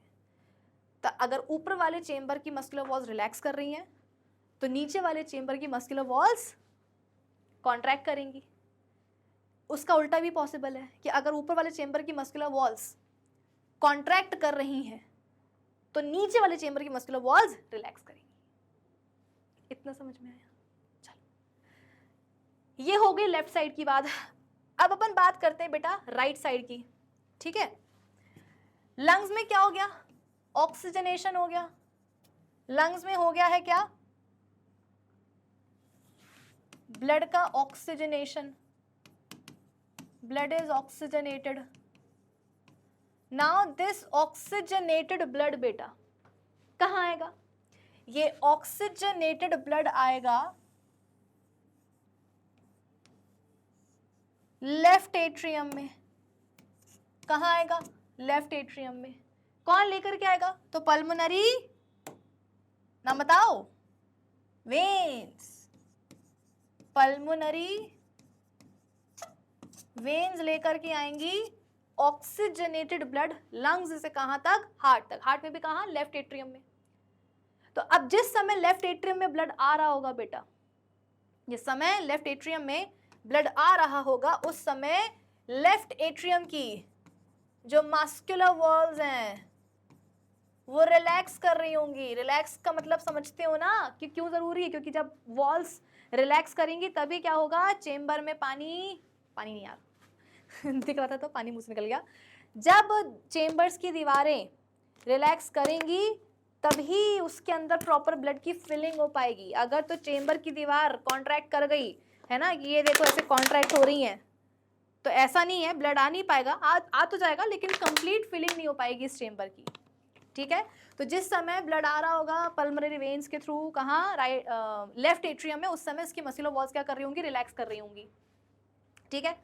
तो ब्लड आ रहा है आ रहा है आ रहा है आ रहा है, कुछ टाइम बाद क्या होगा, लेफ्ट एट्रियम भी ब्लड से कंप्लीटली फिल हो जाएगा। जब ये फिल हो जाएगा तो क्या होगा, अब इसकी मस्कुलर वॉल्स है ना, यहाँ पे मैं लिख देती हूँ कि फिलिंग क्या हो गई, कंप्लीट हो गई।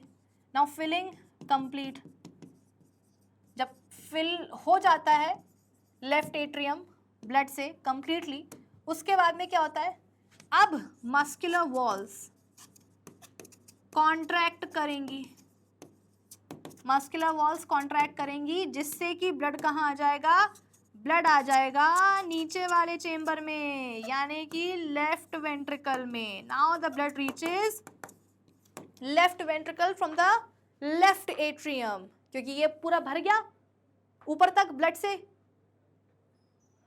जब भर गया तो अब क्या होगा, मस्कुलर वॉल्स कॉन्ट्रैक्ट कर जाएंगी, तो ब्लड जो है अल्टीमेटली नीचे आ जाएगा, कहाँ, लेफ्ट वेंट्रिकल में। और जिस समय ब्लड आ रहा होगा लेफ्ट वेंट्रिकल में, उस समय उसकी दीवारें रिलैक्स कर रही होंगी। गाइस जब भी, तुम तो बस इतना समझ लो कि जब भी ब्लड आता है किसी भी चेम्बर में, चाहे वो एट्रिया हो चाहे वो वेंट्रिकल्स हो, वो चेम्बर बेटा रिलैक्स ही करेगा ताकि प्रॉपर फिलिंग हो पाए। अगर मस्कुलर वॉल्स उस चेम्बर की रिलैक्स नहीं करेंगी तो क्या होगा, चेम्बर भरेगा लेकिन कंप्लीटली नहीं भर पाएगा।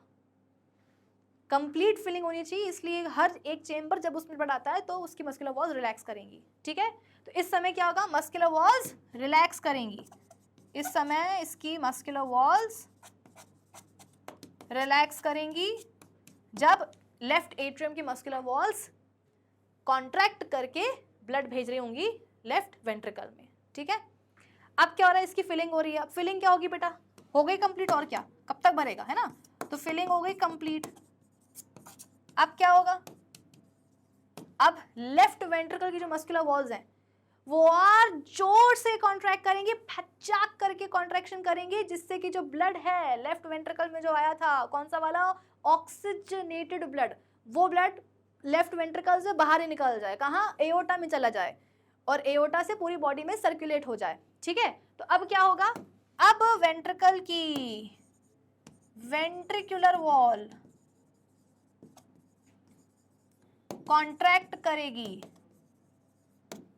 खूब जोर से कॉन्ट्रैक्ट करेगी। देखो बेटा, जो लेफ्ट वेंट्रिकल है इसकी जो मस्कुलर वॉल्स होती हैं वो बहुत ज्यादा ही जोर से कॉन्ट्रैक्ट करती हैं। देखो, दोनों एट्रिया और दोनों वेंट्रिकल्स, इन चारों ही चेम्बर्स की जो मस्कुलर वॉल्स होती हैं बेटा, वो अपने अपने लेवल का कॉन्ट्रैक्शन शो करती हैं, लेकिन सबसे ज्यादा जिस चेम्बर की मस्कुलर वॉल्स कॉन्ट्रैक्ट करती हैं वो है ये लेफ्ट वेंट्रिकल। क्यों, क्योंकि बेटा लेफ्ट वेंट्रिकल के अंदर जो ब्लड आया होता है ना, वो उसको पूरी बॉडी में फैलाना होता है।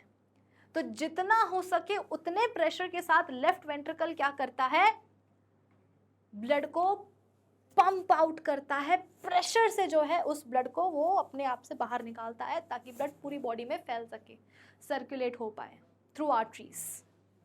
तो इसीलिए सबसे ज़्यादा कॉन्ट्रैक्शन कहाँ होता है बेटा, स्ट्रॉन्ग कॉन्ट्रैक्शन कहाँ होता है, तो आप बोलोगे लेफ्ट वेंट्रिकल की मस्कुलर वॉल्स में। ठीक है, चलो तो अब क्या होगा, अब होगा वही कि वेंट्रिकुलर जो वॉल है वो कॉन्ट्रैक्ट करेगी, जिसके कारण ब्लड कहाँ आ जाएगा, अब ब्लड आने वाला है, blood reaches aorta, largest artery. Blood बेटा एओर्टा में आ जाएगा लेफ्ट वेंट्रिकल से निकल करके, और फिर एओर्टा में जो ब्लड आ रहा है उसको एओर्टा पूरी बॉडी में फैला देगी, है ना। Blood reaches aorta with high pressure,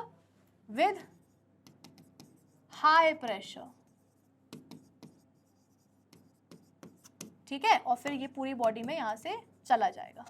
और जिस समय लेफ्ट वेंट्रिकल की वॉल्स बहुत तेजी के साथ में कॉन्ट्रैक्ट कर रही होंगी, उस समय क्या हो रहा होगा, दिमाग लगाओ, लेफ्ट एट्रियम की दीवारें रिलैक्स कर रही होंगी ताकि ब्लड उसमें भरता जाए।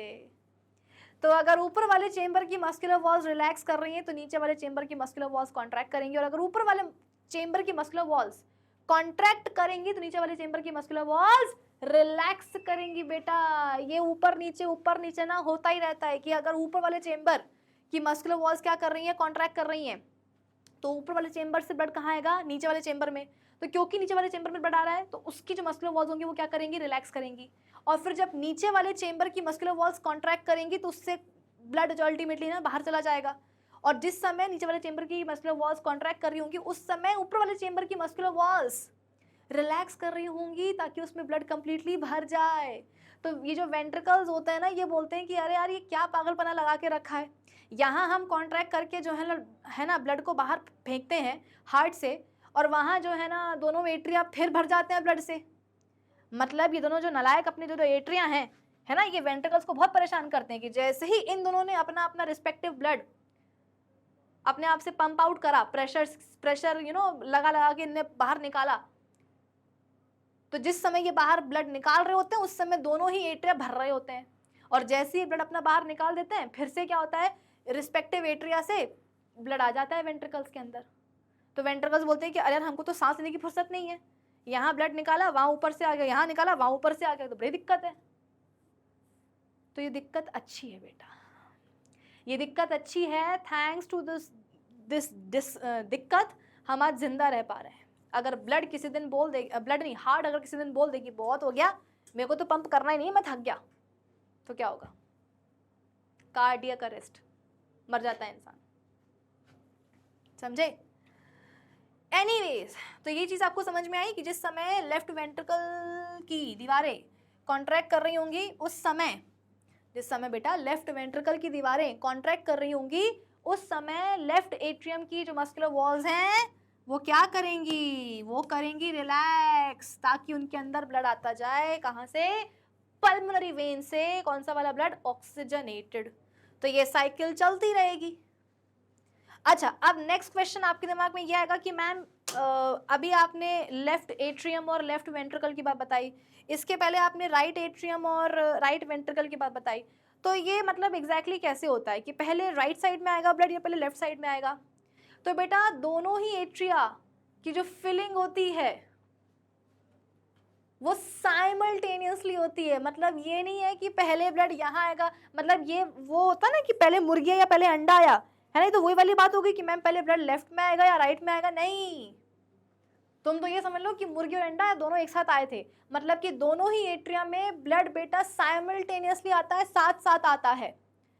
इमेजिन करके देखो कि यहाँ पर क्या है, राइट एट्रियम है, यहाँ पर क्या है, लेफ्ट एट्रियम है, तो दोनों में ही ब्लड एक साथ आता है, यानी कि दोनों ही एट्रिया की जो मस्कुलर वॉल्स हैं सबसे पहले रिलैक्स करेंगी, राइट एट्रियम की भी और लेफ्ट एट्रियम की भी, दोनों की मस्कुलर वॉल्स रिलैक्स करेंगी, और दोनों ही चेंबर्स में, दोनों ही एट्रिया में अलग अलग ब्लड आएगा। Superior and inferior vena cava blood लेकर के आएंगी डीऑक्सीजनेटेड, कहाँ, राइट एट्रियम में, और pulmonary veins oxygen rich blood लेकर के आएंगी कहाँ, लेफ्ट एट्रियम में। तो साइमल्टेनियसली दोनों ही एट्रिया में साथ साथ ब्लड की फिलिंग होती है। तो दोनों ही जो एट्रिया हैं उनकी जो मस्कुलर वॉल्स हैं वो साथ में क्या करती हैं, रिलैक्स करती हैं। ठीक है, फिर जब दोनों एट्रिया भर जाते हैं फिर दोनों ही एट्रिया की जो मस्कुलर वॉल्स हैं वो कॉन्ट्रैक्ट करेंगी, जिसके कारण दोनों ही एट्रिया में जो ब्लड भरा हुआ है अलग अलग ब्लड, वो कहाँ आ जाएगा, उनके रिस्पेक्टिव वेंट्रिकल्स में आ जाएगा। लेफ्ट एट्रियम से लेफ्ट वेंट्रिकल में, राइट एट्रियम से राइट वेंट्रिकल में। और जिस समय दोनों वेंट्रिकल्स में ब्लड आ रहा होगा रिस्पेक्टिव एट्रिया से, उस समय दोनों ही वेंट्रिकल्स की मस्कुलर वॉल्स रिलैक्स कर रही होंगी। फिर क्या होगा, दोनों वेंट्रिकल्स ब्लड से भर जाएंगे। ठीक है, फिर वेंट्रिकुलर वॉल्स जो होंगी दोनों, उनमें कॉन्ट्रैक्शन शुरू होगा। तो लेफ्ट राइट वेंट्रिकल जो है, ठीक है, यहाँ पर राइट वेंट्रिकल था, राइट वेंट्रिकल से जो ब्लड है वो कहाँ जाएगा, लंग्स में जाएगा फॉर ऑक्सीजनेशन। कौन लेके जाएगा, पल्मोनरी आर्टरी। और लेफ्ट वेंट्रिकल से जो ब्लड है वो कहाँ जाएगा, पूरी बॉडी में कौन लेकर के जाएगा, एओर्टा में। तो जो कुछ भी होता है बेटा वो साथ में हो रहा है, ये नहीं कि पहले लेफ्ट में या पहले राइट में, नहीं, साथ में हो रहा है, साथ में हो रहा है, साथ में हो रहा है सब कुछ। ठीक है, इतना समझ में आ गया। अब देखो, दो चीजें मुझे यहाँ पर आपको और बतानी है, दो नहीं एक्चुअली एक ही बतानी है। जिस समय राइट एट्रियम में, जिस समय राइट एट्रियम से नहीं, ऐसा समझ लो, राइट एट्रियम की जब मस्कुलर वॉल्स कॉन्ट्रैक्ट करेंगी तो ब्लड आ जाएगा राइट वेंट्रिकल में। ठीक है, अब क्या होगा, जिस समय राइट वेंट्रिकल की मस्कुलर वॉल्स कॉन्ट्रैक्ट करेंगी ताकि ब्लड कहाँ चला जाए, लंग्स में चला जाए पल्मोनरी आर्टरी के थ्रू, उस समय चांसेस है कि ब्लड का बेटा बैकफ्लो हो जाए। मेरी बात समझना, जैसे कि ये राइट एट्रियम है, ये राइट वेंट्रिकल है, ठीक है ना, ये राइट वेंट्रिकल है।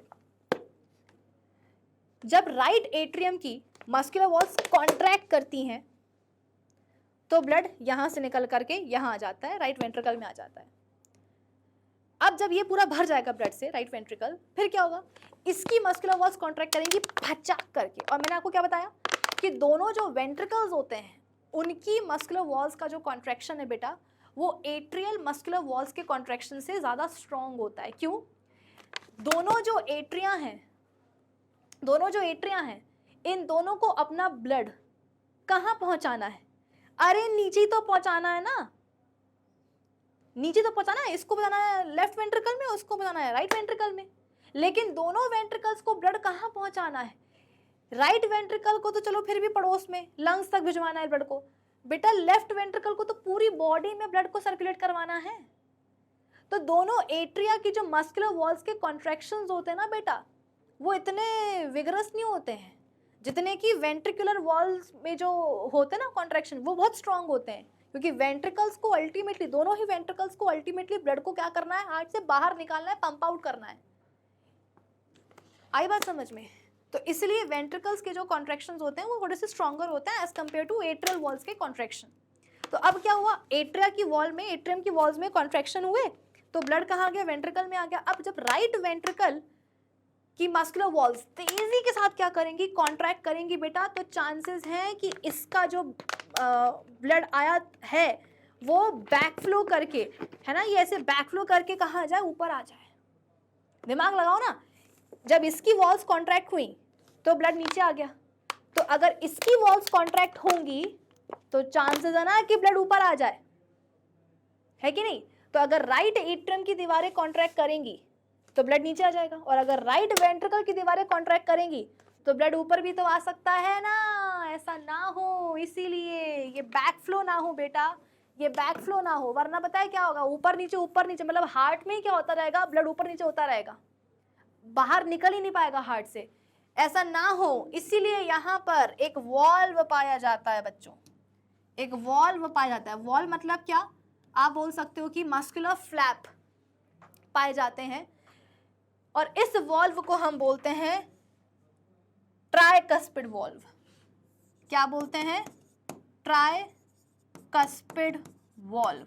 वॉल्व मतलब क्या बेटा, मस्कुलर फ्लैप्स होते हैं ना, मसल्स के से फ्लैप्स ऐसे होते हैं जो ब्लड का बैकफ्लो प्रिवेंट करेंगे। राइट एट्रियम से जब राइट वेंट्रिकल में ब्लड आएगा कोई दिक्कत की बात नहीं, लेकिन राइट वेंट्रिकल से ब्लड राइट वेंट्रिकल से जो ब्लड है वो राइट एट्रियम में नहीं जाना चाहिए, बैक फ्लो नहीं होना चाहिए, वरना ये ऊपर नीचे करते रह जाएंगे अपन। बॉडी की सेल्स बोलेंगे कि हम पागल हैं क्या जो बैठे हुए हैं इंतजार में, हैं लंग्स बोलेंगे कि हम पागल हैं क्या जो बैठे हुए हैं ब्लड को ऑक्सीजन करने के लिए, लेके आओ जल्दी से ब्लड।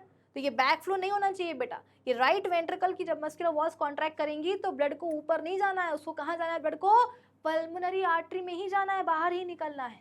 तो इसलिए यहाँ पर होता है एक बाइकस्पिड वॉल्व कि जैसे ही राइट वेंट्रिकल की मस्कुलर वॉल्स कॉन्ट्रैक्ट करेंगी तो ये ट्राइकस्पिड वॉल्व बंद हो जाएगा ताकि ब्लड ऊपर ना जा सके। सिमिलरली जब लेफ्ट वेंट्रिकल की दीवारें कॉन्ट्रैक्ट करती हैं तो ये चांसेस हो सकते हैं कि ब्लड क्या हो जाए बेटा, बैक फ्लो करके लेफ्ट एट्रियम में चला जाए। ऐसा ना हो इसके लिए भी यहाँ पर एक वॉल्व पाए जाते हैं बेटा और इन्हें हम बोलते हैं बाइकस्पिड वॉल्व। क्या बोलेंगे, bicuspid valve. Between left atrium and left ventricle पाया जाता है बाइकस्पिड वॉल्व जो ब्लड के बैक फ्लो को प्रिवेंट करेगा कि लेफ्ट वेंट्रिकल से ब्लड लेफ्ट एट्रियम में ना जा पाए ड्यूरिंग वेंट्रिकुलर कॉन्ट्रैक्शन। और between right atrium and right ventricle पाया जाता है ट्राइकस्पिड वॉल्व जो ब्लड का बैक फ्लो प्रिवेंट करेगा ताकि ब्लड राइट वेंट्रिकल से राइट एट्रियम में ना जा पाए ड्यूरिंग वेंट्रिकुलर कॉन्ट्रैक्शन। तो ये दो वॉल्व होते हैं। उसके अलावा सेमी ल्यूनर वॉल्व्स भी होते हैं, बट ऐसा सच आपकी एनसीईआरटी में ज़्यादा मेंशन नहीं किया गया है इसलिए मैं उस चीज़ को नहीं पढ़ा रही हूँ अभी, लेकिन हाँ इतना समझ लो कि हाँ सेमी ल्यूनर वॉल्व्स होते हैं। तो ये हार्ट का पूरा स्ट्रक्चर समझ में आया, वर्किंग समझ में आई कि हमारा हार्ट किस तरीके से काम करता है, पंपिंग ऑर्गन। ठीक है, अब आ जाओ एक बार अपन रीड कर लेते हैं। अच्छा, अब क्योंकि यहाँ पर मैंने आपको बता दिया है कि हमारे हार्ट के लेफ्ट साइड में ऑक्सीजनेटेड ब्लड आता है और हमारे हार्ट के राइट साइड में डीऑक्सीजनेटेड ब्लड आता है, और इसी चक्कर में क्या होता है बेटा, हमारे हार्ट के जो चेम्बर्स हैं वो आपस में सेपरेटेड होना ज़रूरी है। मतलब कि हमारे हार्ट का जो लेफ्ट साइड है और हमारे हार्ट का जो राइट साइड है इनको आपस में सेपरेट होना ज़रूरी है, इनका सेपरेशन ज़रूरी है। ये इंटर एट्रियल और ये इंटरवेंट्रिकुलर सेप्टम होना ज़रूरी है। कई लोगों के लिए अपन नहीं बोलते हैं कि उनके दिल में छेद है। दिल में छेद का मतलब क्या होता है बेटा, ये जो सेप्टम होते हैं ना, इंटर एट्रियल सेप्टम या इंटरवेंट्रिकुलर सेप्टम, इसी में क्या होता है, छेद हो जाता है। अब आप बोलोगे कि मैं कोई बात नहीं ना, छेद हो गया तो क्या बड़ी बात है। अरे बेटा, अगर ये इंटर एट्रियल सेप्टम या इंटरवेंट्रिकुलर सेप्टम में छेद हो गया तो क्या होगा, ऑक्सीजनेटेड एंड डीऑक्सीजनेटेड ब्लड की मिक्सिंग हो जाएगी ना। यहाँ पर आ रहा है ऑक्सीजन रिच ब्लड, यहाँ पर आ रहा है डीऑक्सीजनेटेड ब्लड।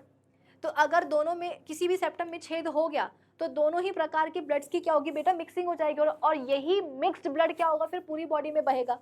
तो आप बोलोगे कि मैम इसमें क्या बड़ी बात है, अगर मिक्स्ड ब्लड पूरी बॉडी में फ्लो कर रहा है तो करने दो भाई। जो ब्लड फ्लो हो रहा है वो कैसा है, मिक्स्ड है, मतलब कि उस ब्लड में ऑक्सीजन भी है और कार्बन डाइऑक्साइड भी है, तो होने दो। हाँ, होने दे सकते हैं, लेकिन फिर होगा क्या बेटा, जो हमारे बॉडी के सेल्स हैं उनकी तो ऑक्सीजन की डिमांड बहुत ज़्यादा है ना। कल को उनको पता चलेगा इस धोखे का कि जो ब्लड उन तक आ रहा है उसमें अब ऑक्सीजन का कॉन्सेंट्रेशन बहुत कम है। नहीं समझे, रुको मैं समझाती हूँ। अपन ना दो केस लेते हैं, चलो यहां देखो, ये वो वाला केस है जहां पर मिक्सिंग नहीं हो रही है। यहां पर मिक्सिंग नहीं हो रही है, क्यों, क्योंकि जो चेम्बर्स हैं या लेफ्ट एंड राइट साइड जो है हमारे हार्ट का वो सेपरेटेड है ना।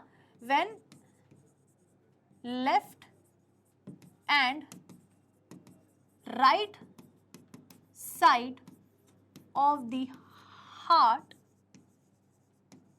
when left and right sides of the heart are separated properly, है ना, कि जब हार्ट का लेफ्ट साइड और हार्ट का राइट साइड जब प्रॉपरली कैसा होता है, सेपरेटेड रहता है, हम तब की बात कर रहे हैं कि भैया इस समय कोई भी मिक्सिंग नहीं होगी। कोई भी मिक्सिंग ना होने का मतलब क्या है कि इस समय लेफ्ट वेंट्रिकल से जो ऑक्सीजनेटेड ब्लड निकलेगा, कहाँ, पूरी बॉडी में, है ना, डिफरेंट बॉडी पार्ट्स तक ये ब्लड जाएगा। इस ब्लड में बेटा मान लो कि ऑक्सीजन का कॉन्सेंट्रेशन है, मान लो कि ऑक्सीजन का कॉन्सेंट्रेशन कितना है, 100% है। अपन वो केस देख रहे हैं जहां पर हार्ट का लेफ्ट और राइट साइड क्या है, एकदम प्रॉपर्ली सेपरेटेड है ना, कोई छेद नहीं है, ना इंटर एट्रियल सेप्टम में ना इंटर वेंट्रिकुलर सेप्टम में। तो उस समय क्या रहा, दोनों ही प्रकार के ब्लड्स की मिक्सिंग नहीं हो रही है। यानी कि इस केस में जो ब्लड लेफ्ट वेंट्रिकल से डिफरेंट बॉडी पार्ट्स तक पहुंच रहा है वो कैसा है, ऑक्सीजनेटेड ब्लड है, और इस ब्लड में ऑक्सीजन का कॉन्सेंट्रेशन कितना है, 100% है। तो जैसे ही ये वाला ब्लड बॉडी के सेल्स को मिलेगा, बॉडी सेल्स बोलेंगे कि वाह मजे आ गई, इस ब्लड में तो इतनी सारी ऑक्सीजन है, इतनी सारी ऑक्सीजन है कि मजे ही आ गई। भर भर के क्या करेंगे सेल्स, ब्लड की ऑक्सीजन को ले लेंगे और बदले में क्या करेंगे, उसमें कार्बन डाइऑक्साइड दे देंगे। ठीक है, यानी कि इस केस में जो हमारे बॉडी के सेल्स हैं वो हमेशा खुश रहेंगे। अब हम लेते हैं दूसरा केस। दूसरे केस में क्या हुआ कि मिक्सिंग हो गई, यानी कि left and right sides of the heart are not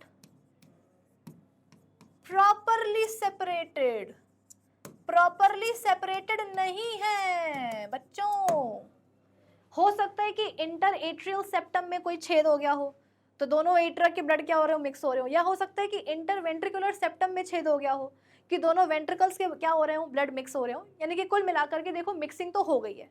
अब इस केस में क्या होगा, लेफ्ट वेंट्रिकल से जो ब्लड निकलेगा बेटा वो होगा मिक्स्ड टाइप का, mixed type of blood left ventricle से निकल करके कहाँ जाएगा, बॉडी पार्ट्स में जाएगा। और जब मैं ये लिख रही हूं कि मिक्स्ड टाइप ऑफ ब्लड है, इसका मतलब क्या कि इस ब्लड में ऑक्सीजन भी है और कार्बन डाइऑक्साइड भी है। मान लो कि ऑक्सीजन यहाँ पर हो गई है 50% और कार्बन डाइऑक्साइड भी हो गई है 50%। तो जब ऐसा मिलावटी दूध बोल रही हूँ मिलावट के नाम पर दूध याद आता है। जब ऐसा मिलावटी खून बेटा हमारे बॉडी सेल्स को मिलेगा तो बॉडी सेल्स बोलेंगे कि क्या ये क्या हमारे साथ धोखा हो गया। हम बोलेंगे बॉडी सेल्स को कि देखो ज़्यादा ओवर एक्टिंग करने की ज़रूरत नहीं है, तुम्हारे पास जो ब्लड पहुंच रहा है उसमें ऑक्सीजन तो है ना, तो क्या हो गया कि थोड़ी बहुत कार्बन डाइऑक्साइड भी हमने डाल दी है। तो बॉडी के सेल्स बोलेंगे कि अरे भाई हमारी जो ऑक्सीजन की डिमांड है वो बहुत ज़्यादा है। बॉडी में बेटा billions and trillions of cells होते हैं हमारी बॉडी में, ठीक है। तो हमारे बॉडी के सेल्स बोलेंगे कि भैया हमारे अंदर ना ऑक्सीजन की बहुत ज़्यादा डिमांड है, तो हम यही चाहते हैं कि जो क्या बोलते हैं ब्लड हम तक आए वो सिर्फ और सिर्फ ऑक्सीजन ही लेकर के आए, या मैक्सिमम कॉन्सेंट्रेशन जो है ना उस ब्लड में ऑक्सीजन का हो। ये साथ में जो आपने भेजा है ये तो कतई हमको जो ना स्वीकार नहीं है, क्योंकि अगर साथ में कार्बन डाइऑक्साइड भी आ गई तो कहीं ना कहीं ब्लड में ऑक्सीजन का कॉन्सेंट्रेशन कम हो जाएगा। तो बॉडी सेल्स बोलेंगे कि अरे इससे पहले कि ऑक्सीजन हमको भी मिलती ब्लड में ऑक्सीजन खत्म ही हो गई, फिर क्या होगा, दोबारा ब्लड जाएगा कहाँ, लंग्स के पास, ताकि उसमें क्या हो, ऑक्सीजनेशन हो। फिर क्या होगा, वो ब्लड पहुंचेगा हार्ट के पास। अब क्योंकि हार्ट के दोनों साइड्स कैसे हैं, सेपरेटेड नहीं है प्रॉपर्ली, तो फिर से क्या होगा, दोनों प्रकार के ब्लड की मिक्सिंग हो जाएगी। एक बार फिर से बॉडी सेल्स के पास कौन सा ब्लड पहुंचेगा बेटा, मिलावटी ब्लड पहुंचेगा। ये तो वही वाली बात होगी कि तुम जो ना पंगत में बैठे हुए हो खाने के लिए, ठीक है, तुमको चाहिए पूरी, है ना, सपोज तुम बैठे हो लाइन से खाने के लिए, ये तुम्हारी रो है, बहुत सारे लोग बैठे हुए हैं इसमें, ठीक है, और तुम सबको क्या चाहिए, पूरी चाहिए। अब मैं लेके आई हूँ एक थाली में पूरी, लेकिन मैं अपनी थाली में सिर्फ पूरी लेके नहीं आई हूँ, मैं जो है छोले भी लेकर के आई हूँ। तो अब तुम जैसे ही देखोगे कि अरे वाह मैम के पास क्या है, पूरी है, वाह मजे आ गई, और फिर तुम जैसे ही देखोगे कि अरे मैम के पास उनकी प्लेट में ना सिर्फ पूरी है बल्कि छोले भी हैं, तुम्हारा हो जाएगा दिमाग खराब। क्यों, तुम बोलोगे कि अरे भैया छोले तो हमारी प्लेट में ऑलरेडी है, मैम हमको तो पूरी चाहिए थी ना। तो मैं बोलूँगी कि लाई तो हूँ पूरी, खा लो ना, कितनी चाहिए। तो आप बोलोगे कि मैम आपकी प्लेट में पूरी तो है लेकिन छोले भी हैं, अगर आप छोले ना लेकर के आती, अगर आप उसकी जगह सिर्फ पूरी लेकर के आती तो आप एक ही बार में पूरी रो को पूरी दे देती। अभी तो क्या हुआ है, कम से कम आपको 2 से 3 चक्कर लगाने पड़ेंगे पूरी रो को पूरी देने के लिए, क्योंकि आपकी प्लेट में क्या है, पूरी के साथ साथ छोले भी हैं। अब समझ में आई बात? तो कहने का मतलब यह है बेटा कि अगर लेफ्ट और राइट साइड हमारे हार्ट के अलग अलग रहते हैं तो ब्लड की मिक्सिंग नहीं हो पाती है, और ब्लड की मिक्सिंग नहीं होती है तो इससे फायदा क्या मिलता है कि ऑक्सीजन की एफिशिएंट सप्लाई बनी रहती है बॉडी सेल्स को। अगर तो मिक्सिंग हो गई ब्लड की तो क्या होगा, ऐसा नहीं है कि ऑक्सीजन नहीं मिलेगी, मिलेगी, लेकिन वो मिलावटी सप्लाई रहेगी ना ब्लड की, है ना, उस ब्लड में ऑक्सीजन कार्बन डाइऑक्साइड सब मिक्स रहेगा, तो एफिशिएंट सप्लाई ऑक्सीजन की नहीं मिल पाएगी हमारे बॉडी के सेल्स को। और इसीलिए कई बार ऐसा देखा जाता है कि जिन लोगों के हार्ट में छेद होता है, मतलब कि जिन लोगों के ये राइट एंड लेफ्ट साइड जो है हार्ट के वो अलग अलग नहीं रहते हैं, है ना, जिन लोगों में से मिक्सिंग हो जाती है ब्लड की, वो लोग खूब जोर जोर से सांस लेते हैं। क्यों? क्योंकि ब्लड में ऑक्सीजन की कमी हो जाती है ना, तो ब्रीदिंग रेट बढ़ जाता है। चलो बेटा, तो मुझे लगता है कि आज के इस सेशन के लिए बहुत पढ़ाई हो गई। अब अपन एक काम करते हैं, अब अपन ना फटाफट से एक बार इस सबको रीड कर लेते हैं और फिर इसके बाद में अपने सेशन को अपन फिनिश करते हैं। ओके, सो हार्ट क्या है? मस्कुलर ऑर्गन है, रफली of the size of our clenched fist, बंद मुट्ठी के बराबर, that contracts regularly and continuously pumps blood to various parts of the body. Average weight इसका कितना होता है? 300 gram in males and 250 gram in females. Females का जो हार्ट है थोड़ा सा हल्का सा रहता है, रेडिश ब्राउन होता है कलर में, somewhat conical in form. Okay, ये सब तो अपन ने देख ही लिया ना। Next point, it is situated in the thoracic cavity between the two lungs. It is slightly tilted towards the left side of the body. Its base rest करता है कहाँ? डायफ्राग्म पर, और apex का होता है is directed downwards and it's slightly embedded in the left lung. Cavity बन जाती है लेफ्ट लंग में बिकॉज ऑफ दिस धंसने के कारण, और इसी को मतलब कि वो कैविटी बन जाती है लंग में to accommodate the apex of the heart, और उसी को अपन क्या बोलते हैं बच्चों? कार्डियक नॉच बोलते हैं। ये देखो यहाँ पर दिख रही होगी आपको कार्डियक नॉच, दिख रही है, देखो ये लेफ्ट लंग है, ये देखो बीच में हार्ट धंसा हुआ है, ठीक है, ऐसे ऐसे ऐसी कैविटी बन गई है ना, उसको अपन क्या बोलते हैं? Cardiac notch to accommodate the apex of the heart. Heart is surrounded by protective covering called pericardium, double layer membrane है ये। The two layers have a space between them filled with pericardial fluid. 4 chambers होते हैं, अपर 2 को हम बोलेंगे atria, नीचे के 2 को अपन क्या बोलेंगे? वेंट्रिकल्स, ठीक है। इंटरएट्रल सेप्टम पाया जाता है बिटवीन द 2 ऑरिकल्स या एट्रिया। इंटरवेंट्रिकुलर सेप्टम पाया जाता है between 2 ventricles. There are walls between left atrium and the right left atrium and left ventricle, between right atrium and right ventricle. Tricuspid होता है between right atrium and right ventricle. Bicuspid होता है between left atrium and left ventricle. These walls provide one-way passage and prevent the backflow of the blood. That means these two walls permit the flow of blood from atrium to ventricles and not in the reverse order. The walls of the heart are composed of special muscle cells जिनको अपन क्या बोलते हैं? Cardiac muscle cells या fibre. ये देखो, ये है tricuspid wall, ये दिख रहा है आपको ट्राइकस्पिड वॉल, और ये दिख रहा होगा आपको बाइकस्पिड वॉल, ठीक। चलो, superior vena cava, a major vein brings deoxygenated blood from head, neck and upper chest and arms to the right atrium. Inferior vena cava जो blood लेकर के आती है कहाँ से? lower body part से to the right atrium. This deoxygenated blood from right atrium कहाँ आता है? right ventricle में आता है। Pulmonary artery takes this deoxygenated blood from right ventricle to the lungs for oxygenation.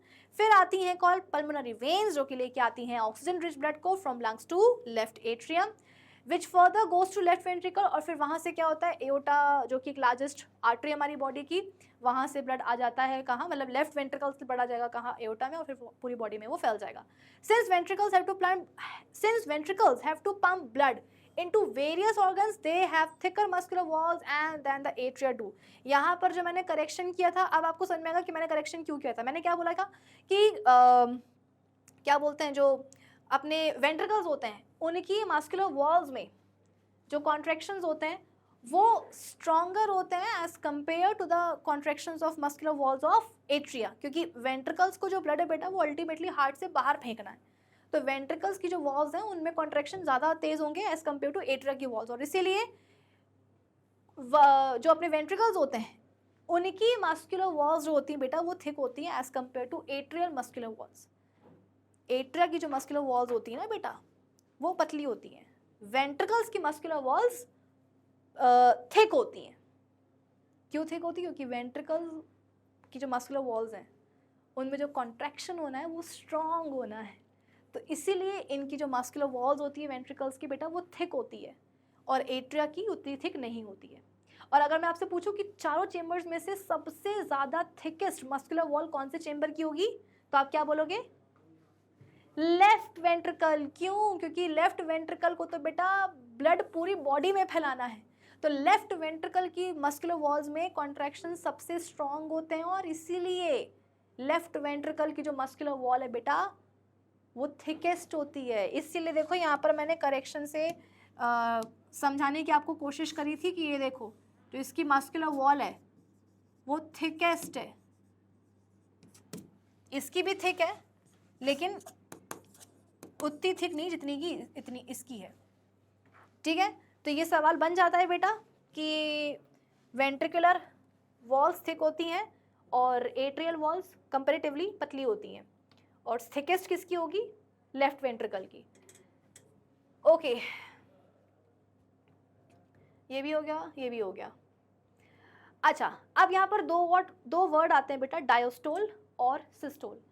डायोस्टोल का मतलब होता है रिलैक्स और सिस्टोल का मतलब होता है कॉन्ट्रैक्शन। ठीक है, तो अभी इस सेशन में जहाँ जहाँ मैंने बोला ना कि एट्रिया की वॉल्स रिलैक्स करेंगी, कॉन्ट्रैक्ट करेंगी, तो जहाँ जहाँ मैंने रिलैक्स बोला है वहाँ वहाँ तुम लिखना क्या? डायोस्टोल, और जहाँ जहाँ मैंने कॉन्ट्रैक्शन बोला है वहाँ वहाँ तुम लिख देना क्या? सिस्टोल। ठीक है, तो डायोस्टोल का मतलब क्या होता है? रिलैक्स, और सिस्टोल का मतलब क्या होता है? कॉन्ट्रैक्ट। ठीक है, तो एक वर्ड यहाँ पर आपको दिखाई दिया क्या? Joint diastole. जॉइंट डायस्टोल का मतलब क्या है कि जब दोनों ही मतलब जब मस्कुलर वॉल्स जो होती हैं हार्ट के चारों चैम्बर्स की जब वो रिलैक्स करें तो जॉइंट डायस्टोल। ठीक है, blood returning to the heart undergo low pressure in the veins enters the two atria. Blood from large veins called superior and inferior vena cava pour into right atrium. This blood comes from the head, upper body parts, and the lower body parts where oxygen has been used up and the blood is free from oxygen, that is blood is deoxygenated. वो कहाँ आएगा blood? पहले right atrium में आएगा। कौन लेकर आएगा? superior and inferior vena cava. At the same time जो पल्मोनरी वेन्स होंगी बेटा वो लंग्स से लेकर के आएंगी कैसा ब्लड? ऑक्सीजन वाला। कहाँ? लेफ्ट एट्रियम में। तुमको मैंने पहले समझाया है कि जो फिलिंग होती है दोनों ही एट्रिया की वो साइमल्टेनियसली होती है, दोनों ही एट्रिया एक साथ भर रहे होते हैं, तो उस समय चल रहा होता है क्या? जॉइंट डायस्टोल, मतलब कि दोनों ही एट्रिया की जो मस्कुलर वॉल्स है बेटा वो रिलैक्स कर रही होती हैं। फिर इसके बाद में क्या होगा?